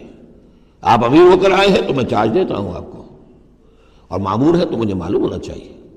ان کا مامورون، میں مامور ہی بنا کے بھیجا گیا ہوں، امیر الحج آپ ہی ہیں. البتہ ان آیات کا اعلان میں کروں گا حضور کی طرف سے حج کے اجتماع میں، اس میں یہ اعلان ہو رہا ہے. فَإِذَا انْسَلَخَ الْأَشْهُرُ الْحُرُمُ فَاقْتُلُوا الْمُشْرِكِينَ حَيْثُ وَجَدتُّمُوهُمْ وَخُذُوهُمْ وَاحْصُرُوهُمْ وَاقْعُدُوا لَهُمْ كُلَّ مَرْصَدٍ فَإِنْ تَابُوا وَأَقَامُوا الصَّلَاةَ وَآتَوُا الزَّكَاةَ، پھر اگر وہ توبہ کریں، نماز قائم کریں، زکوٰۃ ادا کریں، فَخَلُّوا سَبِيلَهُمْ، تو ان کا راستہ چھوڑ دو، کھول دو، مسلمان ہو گئے. ان اللہ غفور الرحیم، یقیناً اللہ غفور الرحیم ہے. وَإِنْ أَحَدٌ مِّنَ الْمُشْرِكِينَ اسْتَجَارَكَ، اور اگر مشرکین میں سے کوئی شخص آپ سے پناہ طلب کرے، حتیٰ یسمع کلام اللہ، اتنا بڑا ہمیں الٹیمیٹم دے دیا گیا ہے. بہت سے لوگ ہوں گے ابھی تک انہوں نے توجہ کی نہیں، سوچا ہی نہیں محمد کیا کہہ رہے ہیں، کیا دعوت ہے. اب یہ کہ تمام جزیرہ نماء عرب کے لوگوں کو اتنا بڑا الٹیمیٹم آ گیا ہے تو وہ سنجیدگی سے سوچنے پہ مجبور ہوئے کہ یہ کیا بات ہے، کیا دعوت ہے جس کے لیے ہمیں یہ الٹیمیٹم دے دیا گیا. تو اگر ان میں سے کوئی آپ سے امن مانگے، امان مانگے، پناہ طلب کرے تاکہ وہ آپ کے پاس آ کر اللہ کا کلام سنے، حتیٰ یسمع کلام اللہ. یہ آیت میں نے کوٹ کی تھی تعارف قرآن میں کہ قرآن اللہ کا کلام ہے، وہ اس حوالے سے حتیٰ یسمع کلام اللہ، یہاں تک کہ وہ آپ کے پاس آئیں، اللہ کا کلام سنیں. ثم ابلغہ مامنا، پھر انہیں ان کی امن کی جگہ پر پہنچا دیں. یہ نہ ہو کہ وہیں کہہ گیا اب کرو فیصلہ، اسلام قبول کرتے ہو کہ نہیں کرتے، ورنہ تمہاری گردن اڑاتے ہیں. نہیں، وہ امان لے کر آیا تھا، کلام اللہ سننا چاہتا تھا. اب فیصلہ وہ جو بھی کرے لیکن اس کو جا کر اپنے گھر اس کے امن کی جگہ تک پہنچا دو. ثم ابلغہ مامنا ذالک بانہم قوم لا یعلمون، اور یہ اس لیے کہ یہ لوگ ہیں کہ جو علم نہیں رکھتے، انہیں پتہ ہی نہیں ہے، یہ ابھی تک غافل ہی رہے، انہوں نے سنجیدگی سے سوچا ہی نہیں ہے کہ یہ دعوت کیا ہے. یہ 6 آیات جو ہیں ان کا سلسلہ اب جڑے گا چوتھے رکوع کے ساتھ جا کر. اب جو دوسرا رکوع اور تیسرا رکوع آ رہے ہیں یہ ہے کہ جو سن 8 ہجری میں فتح مکہ سے قبل نازل ہوئے، اور اس میں مسلمانوں کو آمادہ کیا جا رہا ہے قریش کے خلاف جنگ کرنے کے لیے. اگرچہ جنگ بالفعل نہیں ہوئی لیکن کیا معلوم تھا، ممکن ہے خون ریزی ہو جائے، ممکن ہے مکے کی گلیاں جو ہیں وہ خون کی ندیاں جو ہیں اس میں بہنے لگے. سارے اندیشے تھے. وہ تو جو ہو گیا وہ تو بعد میں معلوم ہوا کہ کیا ہوا ہے، لیکن بہرحال اس میں جو ریلیکٹنس تھی، کچھ لوگوں میں بربنائے منافقت، کچھ لوگوں میں بربنائے شرافت اور ایک سادہ لوحی، کچھ لوگوں میں اس وجہ سے کہ ان کے اعزاء اور اقربا وہاں تھے اور انہیں اندیشہ یہ تھا کہ کہیں وہ گیہوں کے ساتھ وہ گھن بھی نہ پس جائے. کیف یکون للمشرکین عہد عند اللہ وعند رسولہ، اصل میں یوں ذہن میں رکھیے کہ جو صلح حدیبیہ ہوئی تھی اس کو خود قریش کے حلیف قبیلے نے توڑ دیا، اور اب حضور صلی اللہ علیہ وسلم سے آج سیرت میں آپ نے پڑھا ہی ہوگا کہ ابو سفیان جو سردار ہیں مکے کے، وہ آئے ہیں چل کر یہ درخواست لے کر کہ حضور اس صلح کی تجدید کر دیجئے۔ حضور نے تجدید نہیں کی، سفارشیں بھی کروائیں انہوں نے جو بھی کروا سکتے تھے، حضرت علی سے کوشش کی، اپنی بیٹی حضرت ام حبیبہ رضی اللہ تعالی عنہا وہ حضور کی زوجہ محترمہ تھی، وہاں گئے، انہوں نے بھی مطلب یہ کہ کوئی حوصلہ نہ دیا، بلکہ وہاں تو واقع اور ہو گیا کہ وہ گئے اپنی بیٹی کے ہاں، حضور کا بستر بچھا ہوا تھا، بیٹھنے لگے تو ام حبیبہ رضی اللہ تعالی عنہا نے فرمایا کہ ابا جان ذرا ٹھہریے، وہ چھٹک کر کھڑے رہ گئے تو بستر طے کر دیا، اب بیٹھ جائیے۔ اب یہ سردار قریش، انہوں نے کہا کہ یہ بستر میرے لائق نہیں تھا یا میں اس بستر کے لائق نہیں تھا۔ حضرت ام حبیبہ فرماتی ابا جان آپ اس بستر کے لائق نہیں ہیں، یہ نبی کا بستر ہے اور آپ ناپاک ہیں، آپ مشرک ہیں، تو اب کیا کہیں، ان سے سفارش کرو میری۔ معلوم ہوا کہ وہ ساری گئے تو تھے اس لیے کہ بیٹی سے سفارش کروا دیں گے تو شاید زبان میں نہ کھل سکی ہو، پر اس وقت ہو سکتا ہے کہ بہت سے لوگوں نے یہ چیمے گوئیاں کی ہو کہ دیکھیے اچھی بات نہیں ہے، صلح اچھی بات ہوتی ہے، اب یہ قریش کا سردار آیا ہے، گڑ گڑا رہا ہے، سفارشیں کروا رہا ہے، تو صلح کر لینی چاہیے، کیوں صلح نہیں کر رہے حضور؟ اس کو پس منظر میں رکھیے، تب یہ آیتیں آپ کی سمجھ میں آئیں گے۔ کیف یکون للمشرکین عہد عند اللہ، کیسے ہو سکتا ہے مشرکین کے لیے کوئی عہد اللہ کے نزدیک، وعند رسولہ اور اس کے رسول کے نزدیک، الا الذین عاہدتم من المسجد الحرام، سوائے ان کے کہ جن کے ساتھ تم نے معاہدہ کیا تھا مسجد حرام کے پاس، صلح حدیبیہ، فما استقاموا لکم فاستقیموا لہم، تو جب تک وہ اس پر قائم رہے، سیدھے رہے تمہارے لیے، تم بھی قائم رہو، سیدھے رہو۔ ان اللہ یحب المتقین، لیکن اللہ تعالیٰ متقیوں کو پسند کرتا ہے۔ یعنی جب تک انہوں نے نہیں توڑا تھا معاہدہ، ہم نے بھی پیروی کی، ہم نے اس کی پوری پابندی کی، لیکن یہ کہ اب جب کہ ان کی طرف سے یہ توڑا جا چکا ہے تو اب کوئی دباؤ نہیں ہے، کوئی اخلاقی اصول نہیں ہے کہ لازماً معاہدے کی تجدید کی جائے، اب صورتحال کو دیکھنا ہے۔ حضور کو پورا اندازہ ہو چکا تھا کہ اب ان مشرکین میں اتنا دم نہیں ہے کہ وہ مقابلہ کر سکے، تو معاہدے کا مطلب کیا ہوتا کہ کفر اور شرک کو ایک فریش لیز آف ایگزسٹنس دے دیا جائے، 10 سال کے لیے اگر معاہدہ کرے، 10 سال کے لیے کفر جو ہے ڈنکا بجائے گا، تو حضور کو پورا اندازہ تھا، اس لیے آپ نے تجدید نہیں کی۔ کیف وَإِن يَظْهَرُوا عَلَيْكُمْ، کیسے جبکہ اگر وہ تم پر کہیں قابو پا لیں، غالب آ جائیں، لا يرقبوا منکم الا ولا ذمہ، تو ہرگز لحاظ نہیں کریں گے نہ تمہاری قرابت کا نہ عہد کا۔ ان کے ہاں تو نہ قرابت کے کوئی معنی ہے نہ معاہدے کے کوئی معنی ہے، معاہدہ جب بھی چاہا توڑ دیا، قرابت داری کے خلاف کیا۔ یرضونکم بافواہہم، اب وہ جو آئے ہیں صلح کی تجدید کرنے کے لیے اور چاپلوسی کر رہے ہیں، وہ چاہتے ہیں کہ تمہیں راضی کر لیں اپنے منہ سے، وتابا قلوبہم، اب بھی ان کے دل انکاری ہیں، دل اب بھی نہیں مان رہے، واکثرہم فاسقون، اور ان کی اکثریت فاسقین پر مشتمل ہے۔ اشتروا بآیات اللہ ثمنا قلیلا، یہ وہی لوگ ہیں جنہوں نے اللہ کی آیات کو فروخت کیا ہے حقیر سی قیمت کے، بس اپنی چودراہٹیں، اپنی سیادتیں، حق کو پہچاننے کے باوجود محمد رسول اللہ 13 برس تک ان کے ہاں 12 برس تک دعوت دیتے رہے، انہوں نے قرآن مجید کو رد کیا، فصدوا عن سبیلہ، لوگوں کو روکتے رہے، خود بھی رکے رہے اللہ کے راستے سے، انہم ساء ما کانوا یعملون، بہت ہی برا ہے ان کا عمل جو رہا ہے۔ لا یرقبون فی مومن الا ولا ذمہ، دوبارہ یہ کسی مومن کے حق میں نہ قرابت کا کوئی لحاظ کرتے ہیں نہ کسی عہد اور معاہدے کا کرتے ہیں، وَأُولَٰئِکَ هُمُ الْمُعْتَدُونَ، اور حقیقت میں یہی لوگ ہیں جو حد سے زیادہ تجاوز کرنے والے ہیں۔ فَإِن تَابُوا وَأَقَامُوا الصَّلَاةَ وَآتَوُا الزَّكَاةَ، پھر بھی اللہ نے راستہ کھلا رکھا ہوا ہے، اب بھی کھلی بات ہے کہ اگر وہ توبہ کریں اور نماز قائم کریں اور زکوٰۃ دیں، فَإِخْوَانُكُمْ فِي الدِّينِ، تو وہ تمہارے دینی بھائی ہیں، وَنُفَصِّلُ الْآيَاتِ لِقَوْمٍ يَعْلَمُونَ،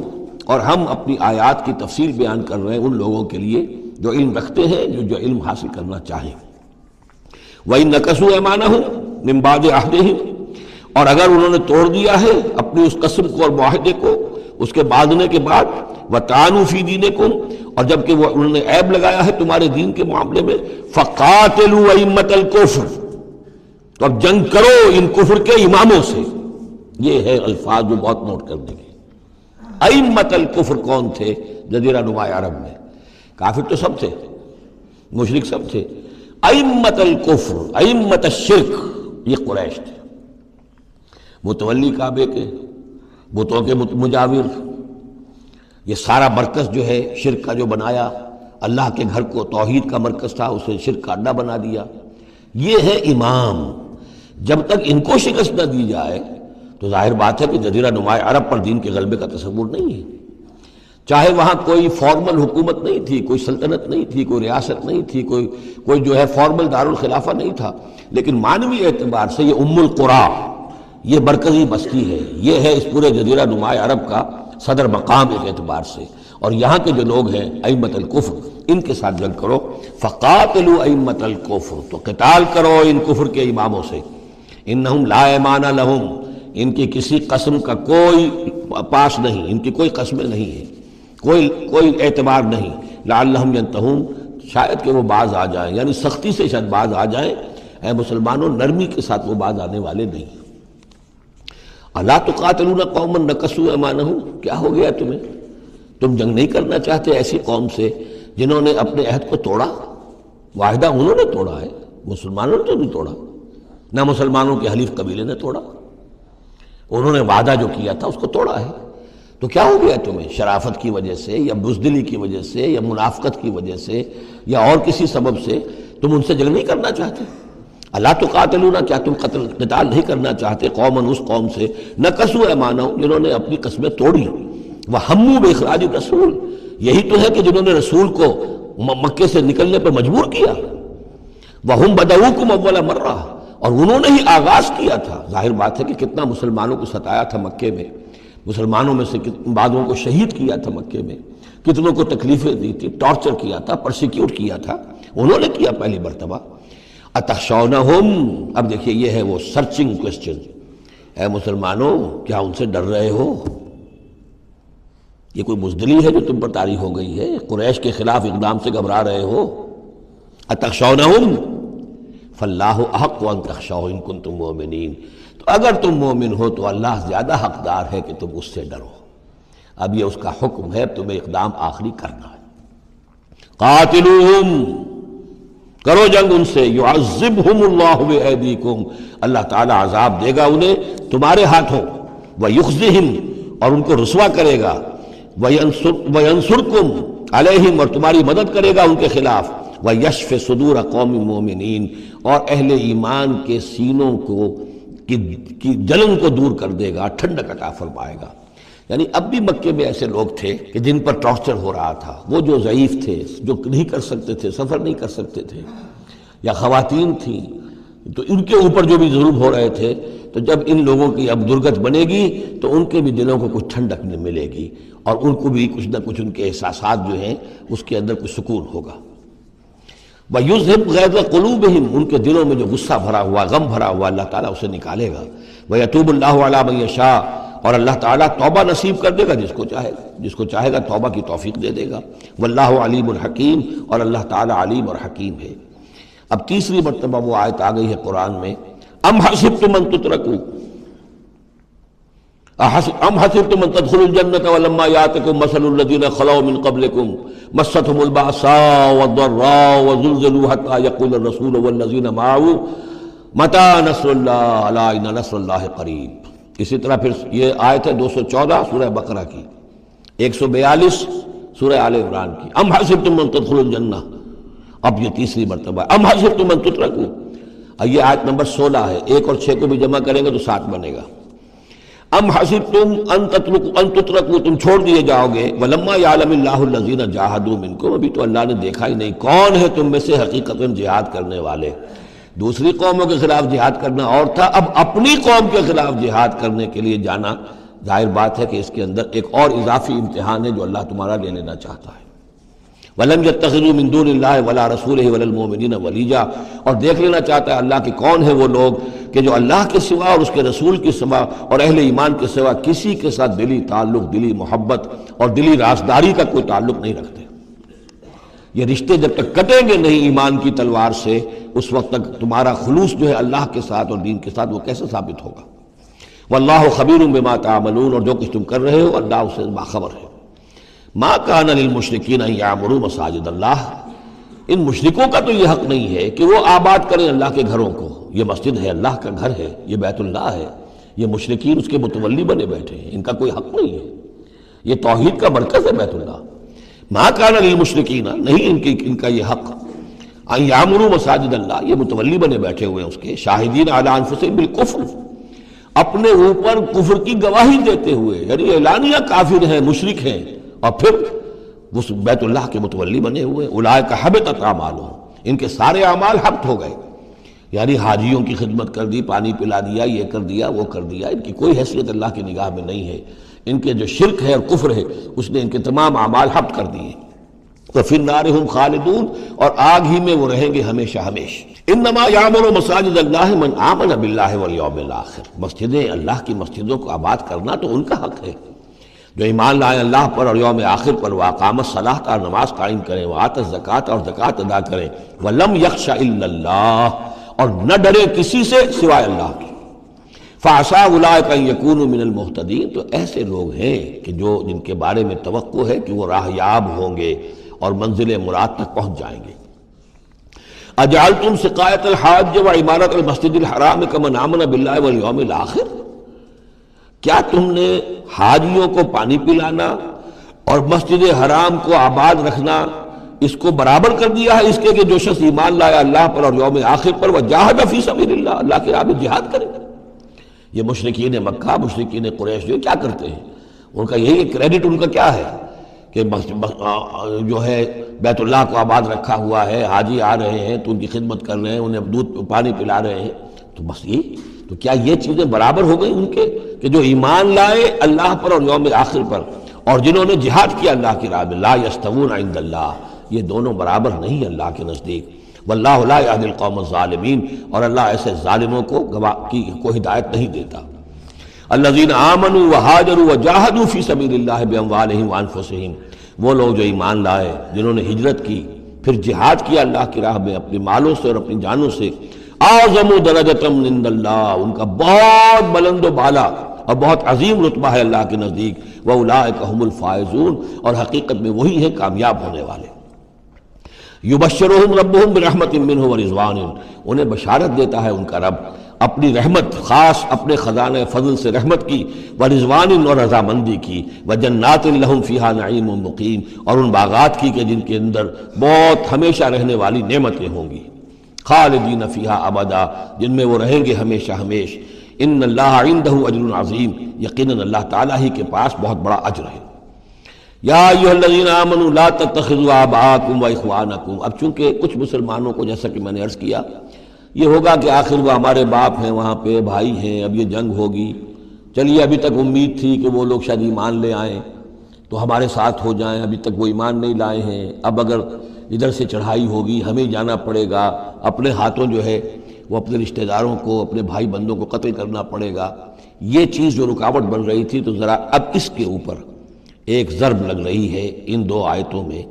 اور قرآن مجید کی اہم ترین آیتوں میں سے اگلی آیت ہے جو آئے گی اس کے بعد، آیت نمبر 24۔ یا ایھا الذین آمنوا لا تتخذوا آباءکم واخوانکم اولیاء، اے اہل ایمان،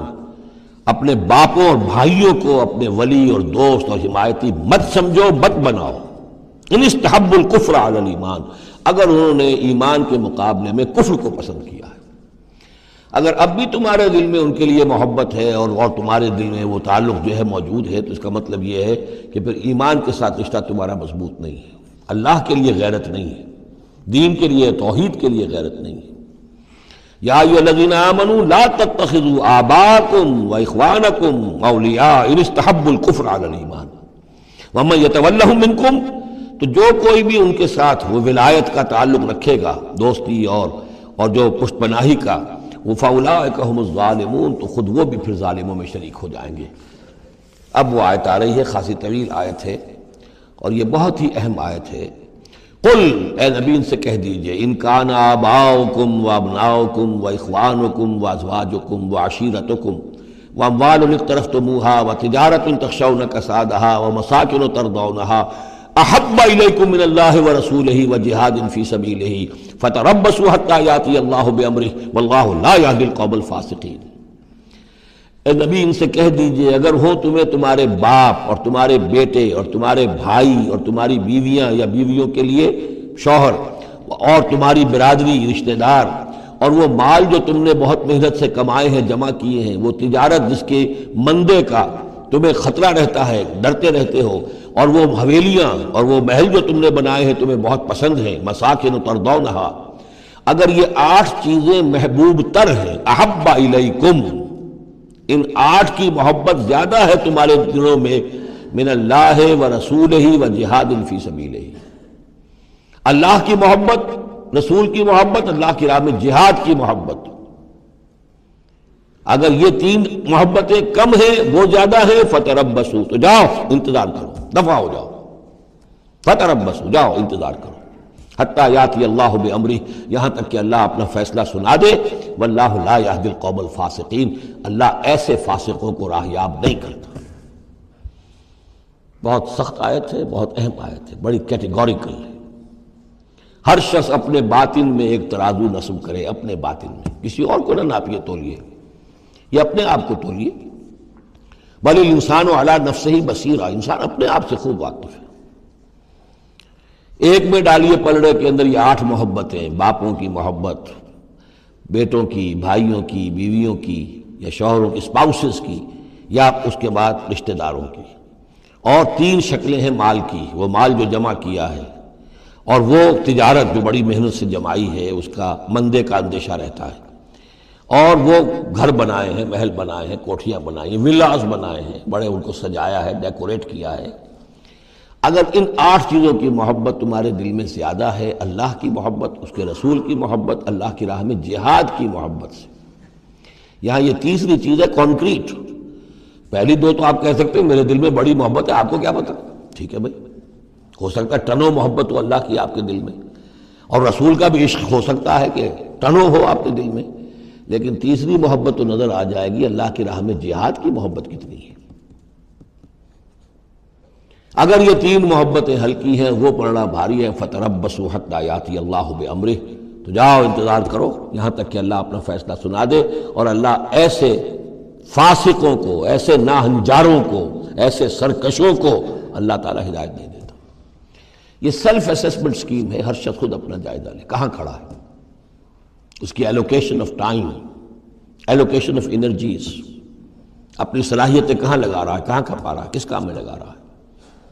اسی کو پھر علامہ اقبال نے ایک شعر میں جمع کر دیا ہے، یہ مال و دولت دنیا، یہ رشتہ و پیوند،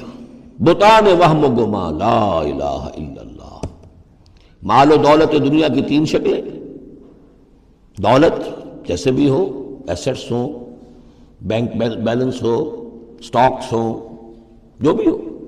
یہ مال و دولت دنیا۔ نمبر 2 جائیداد ہے، نمبر 3 بزنس ہے یا کیریئر ہے، پروفیشن ہے، اور رشتہ و پیوند جو سب سے قریبی ہو سکتے ہیں، باپ، بیٹا، بھائی اور سپاؤس، اور جو بھی اور رشتہ دار۔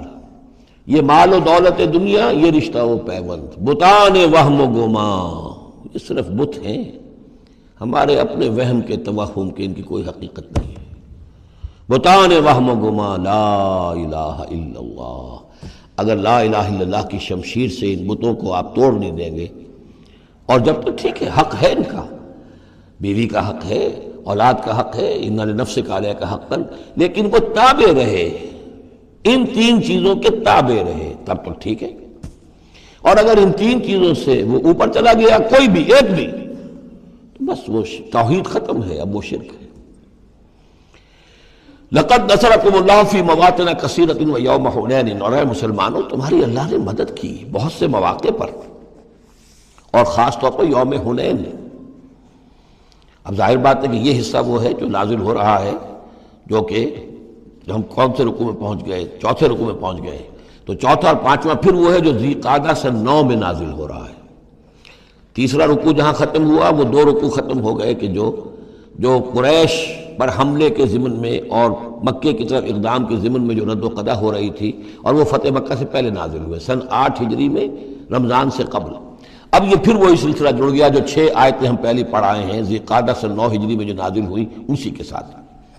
اب ظاہر بات ہے کہ اس وقت جو ہے غزوہ حنین بھی ہو چکا تھا۔ لقد نصرکم اللہ فی مواطن کثیرۃ، اللہ نے تمہاری مدد کی ہے مسلمانوں بہت سے مواقع پر، ویوم حنین، حنین کے دن بھی کی، اذ اعجبتکم کثرتکم، جب کہ تمہیں اپنی کثرت پر ناز ہو گیا تھا۔ اب یہ بھی یہ نہ سمجھیے کہ سب مسلمانوں کو ہو گیا تھا۔ حضور جب فتح مکہ کے وقت آئے ہیں مکے میں تو 10,000 مسلمان آپ کے ساتھ تھے۔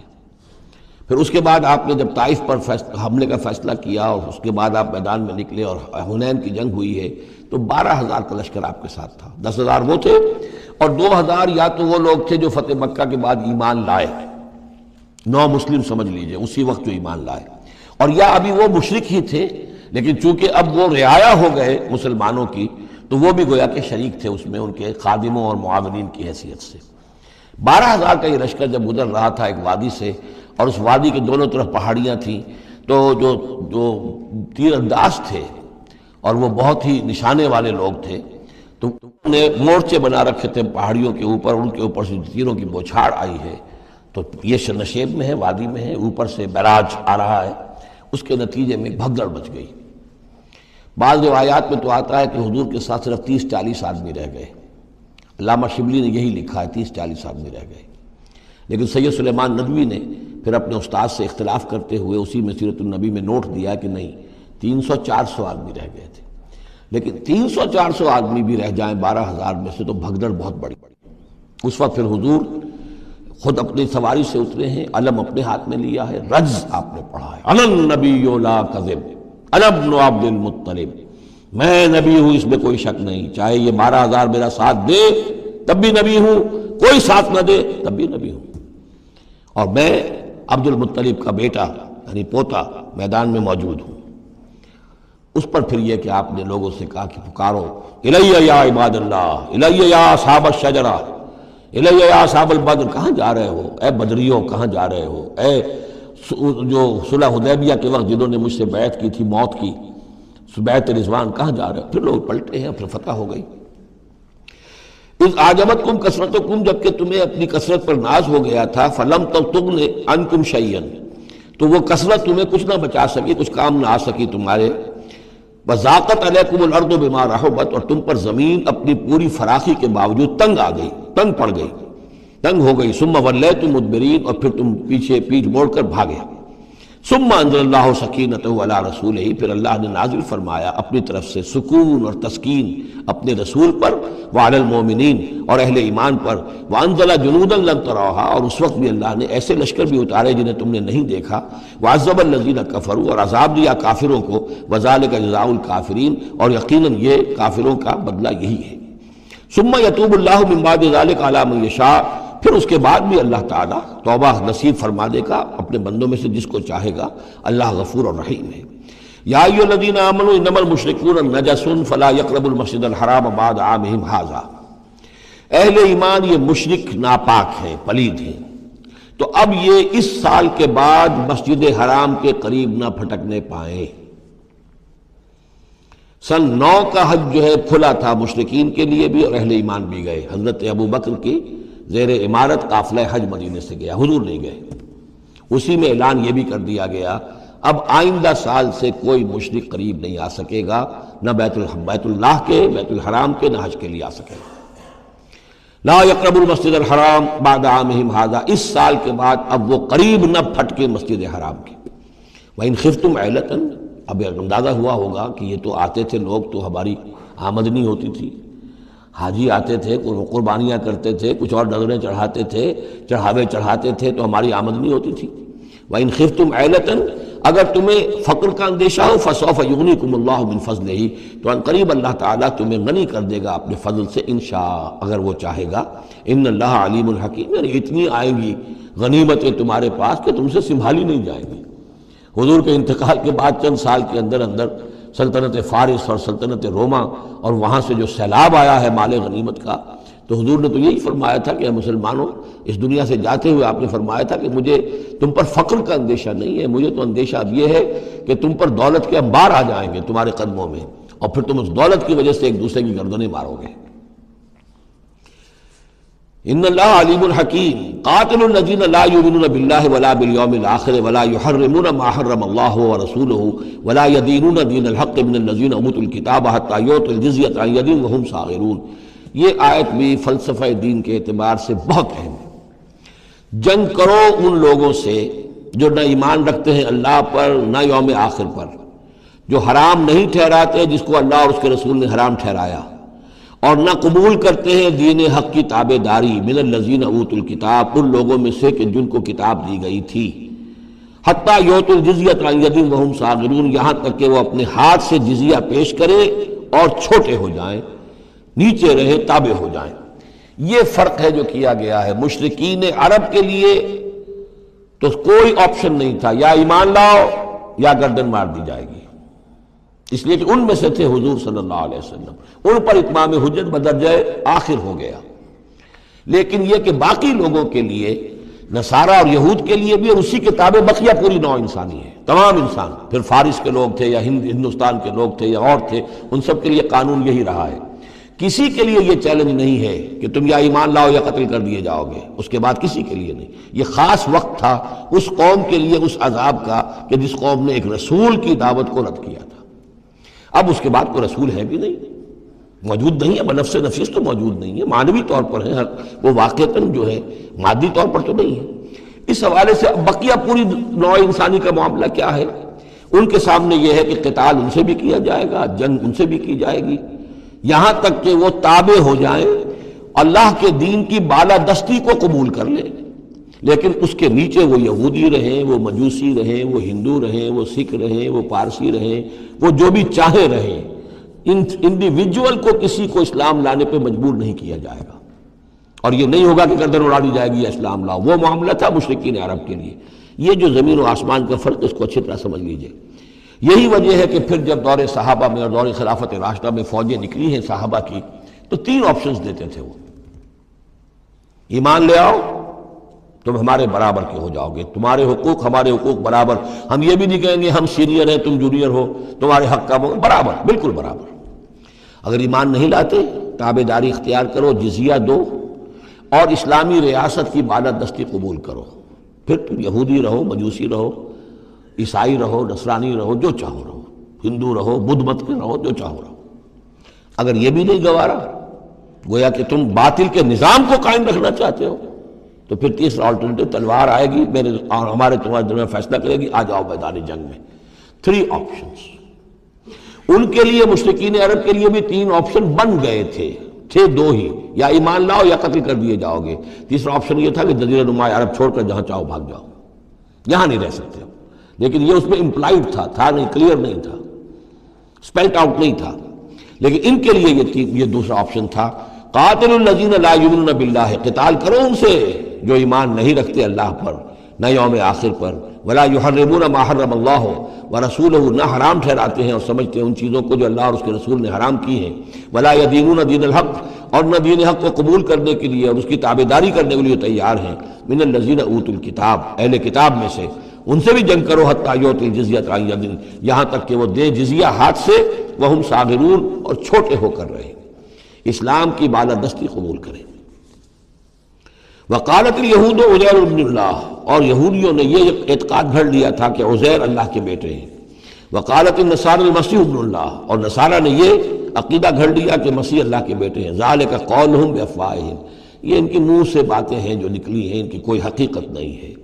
یظاہرون قول الذین کفروا من قبل، یہ ریس کر رہے ہیں، نقل کر رہے ہیں ان لوگوں کی باتوں کی کہ جو ان سے پہلے جنہوں نے کفر کیا تھا۔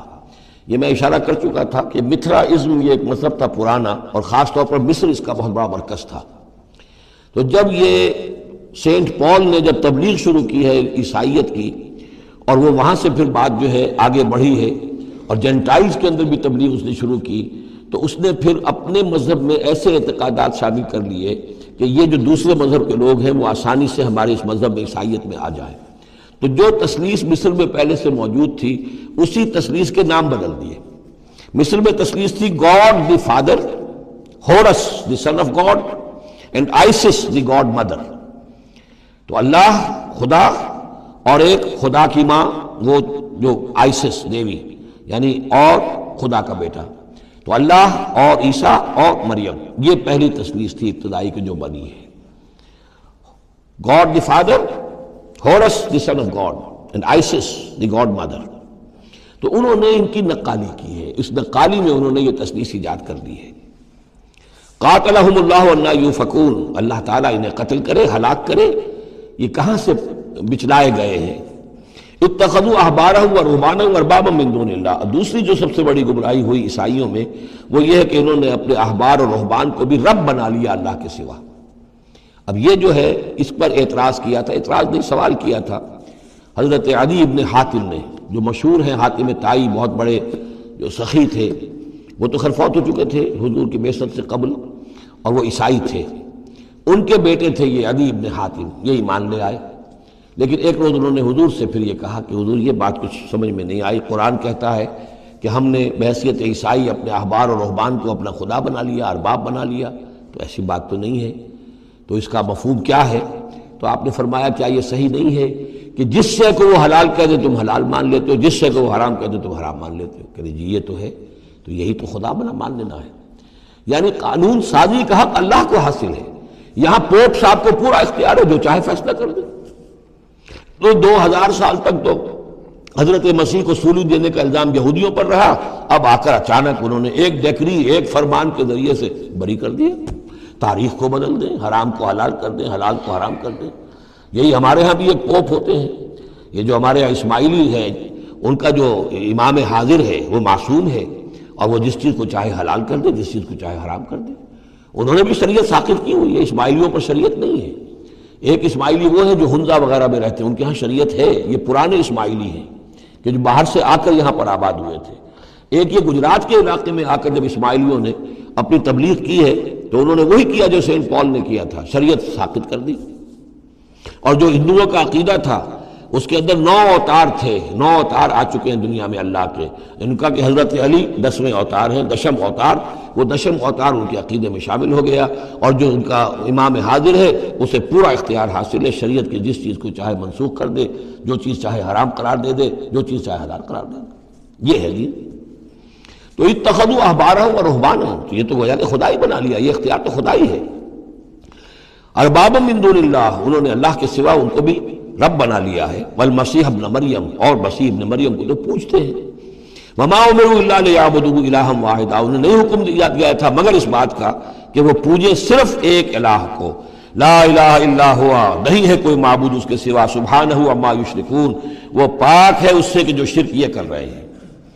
یریدون ان یطفئوا نور اللہ بافواہہم، یہ چاہتے ہیں کہ اللہ کے نور کو بجھا دیں اپنے منہ کی پھونکوں سے۔ وَيَأْبَى اللَّهُ إِلَّا أَن يُتِمَّ نُورَهُ وَلَوْ كَرِهَ الْكَافِرُونَ، اور اللہ کو ہرگز منظور نہیں ہے مگر یہ کہ وہ اپنے نور کا اتمام فرما کر رہے، چاہے یہ کافروں کو کتنا ہی ناگوار ہو۔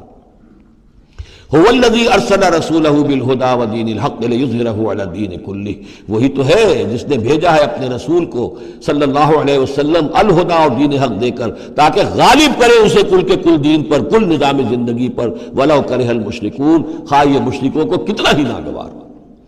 کیونکہ یہاں آ کر حضور کے مشن کے آخری درجے میں تکمیل ہو رہی ہے، تو یہاں کلیئرلی اب اس کو انیشیٹ کر دیا گیا۔ وہ جو میں نے عرض کیا تھا کہ ایک ہے رسالت کا بنیادی مقصد، تبشیر ہے، انذار ہے، تذکیر ہے، دعوت ہے، تبلیغ ہے، وما نرسل المرسلین الا مبشرین ومنذرین، وہ بنیادی مقصد بھی حضور کی بعثت کا ہے۔ لیکن حضور کا ایک امتیازی مقصد ہے، تکمیل رسالت کا جو مظہر ہے وہ ہے کہ دین کو غالب کرنا بالفعل۔ یہ جوڑا جو 2 آیتوں کا ہے یہ بالکل اسی ترتیب کے ساتھ یہ جوڑا سورہ صف میں بھی آیا ہے۔ دوسری آیت تو جو کہ تو ہے، ایک شوشے کا فرق نہیں، هو الذی ارسل رسولہ بالہدی ودین الحق لیظہرہ علی الدین کلہ ولو کرہ المشرکون۔ اس پر تو 24 صفحے کا میرا ایک مقالہ ہے جو لکھا ہوا ہے، جو میری کتاب ہے نبی اکرم صلی اللہ علیہ وسلم کا مقصد بعثت، صرف اس ایک آیت پر 24 صفحے کا مقالہ ہے۔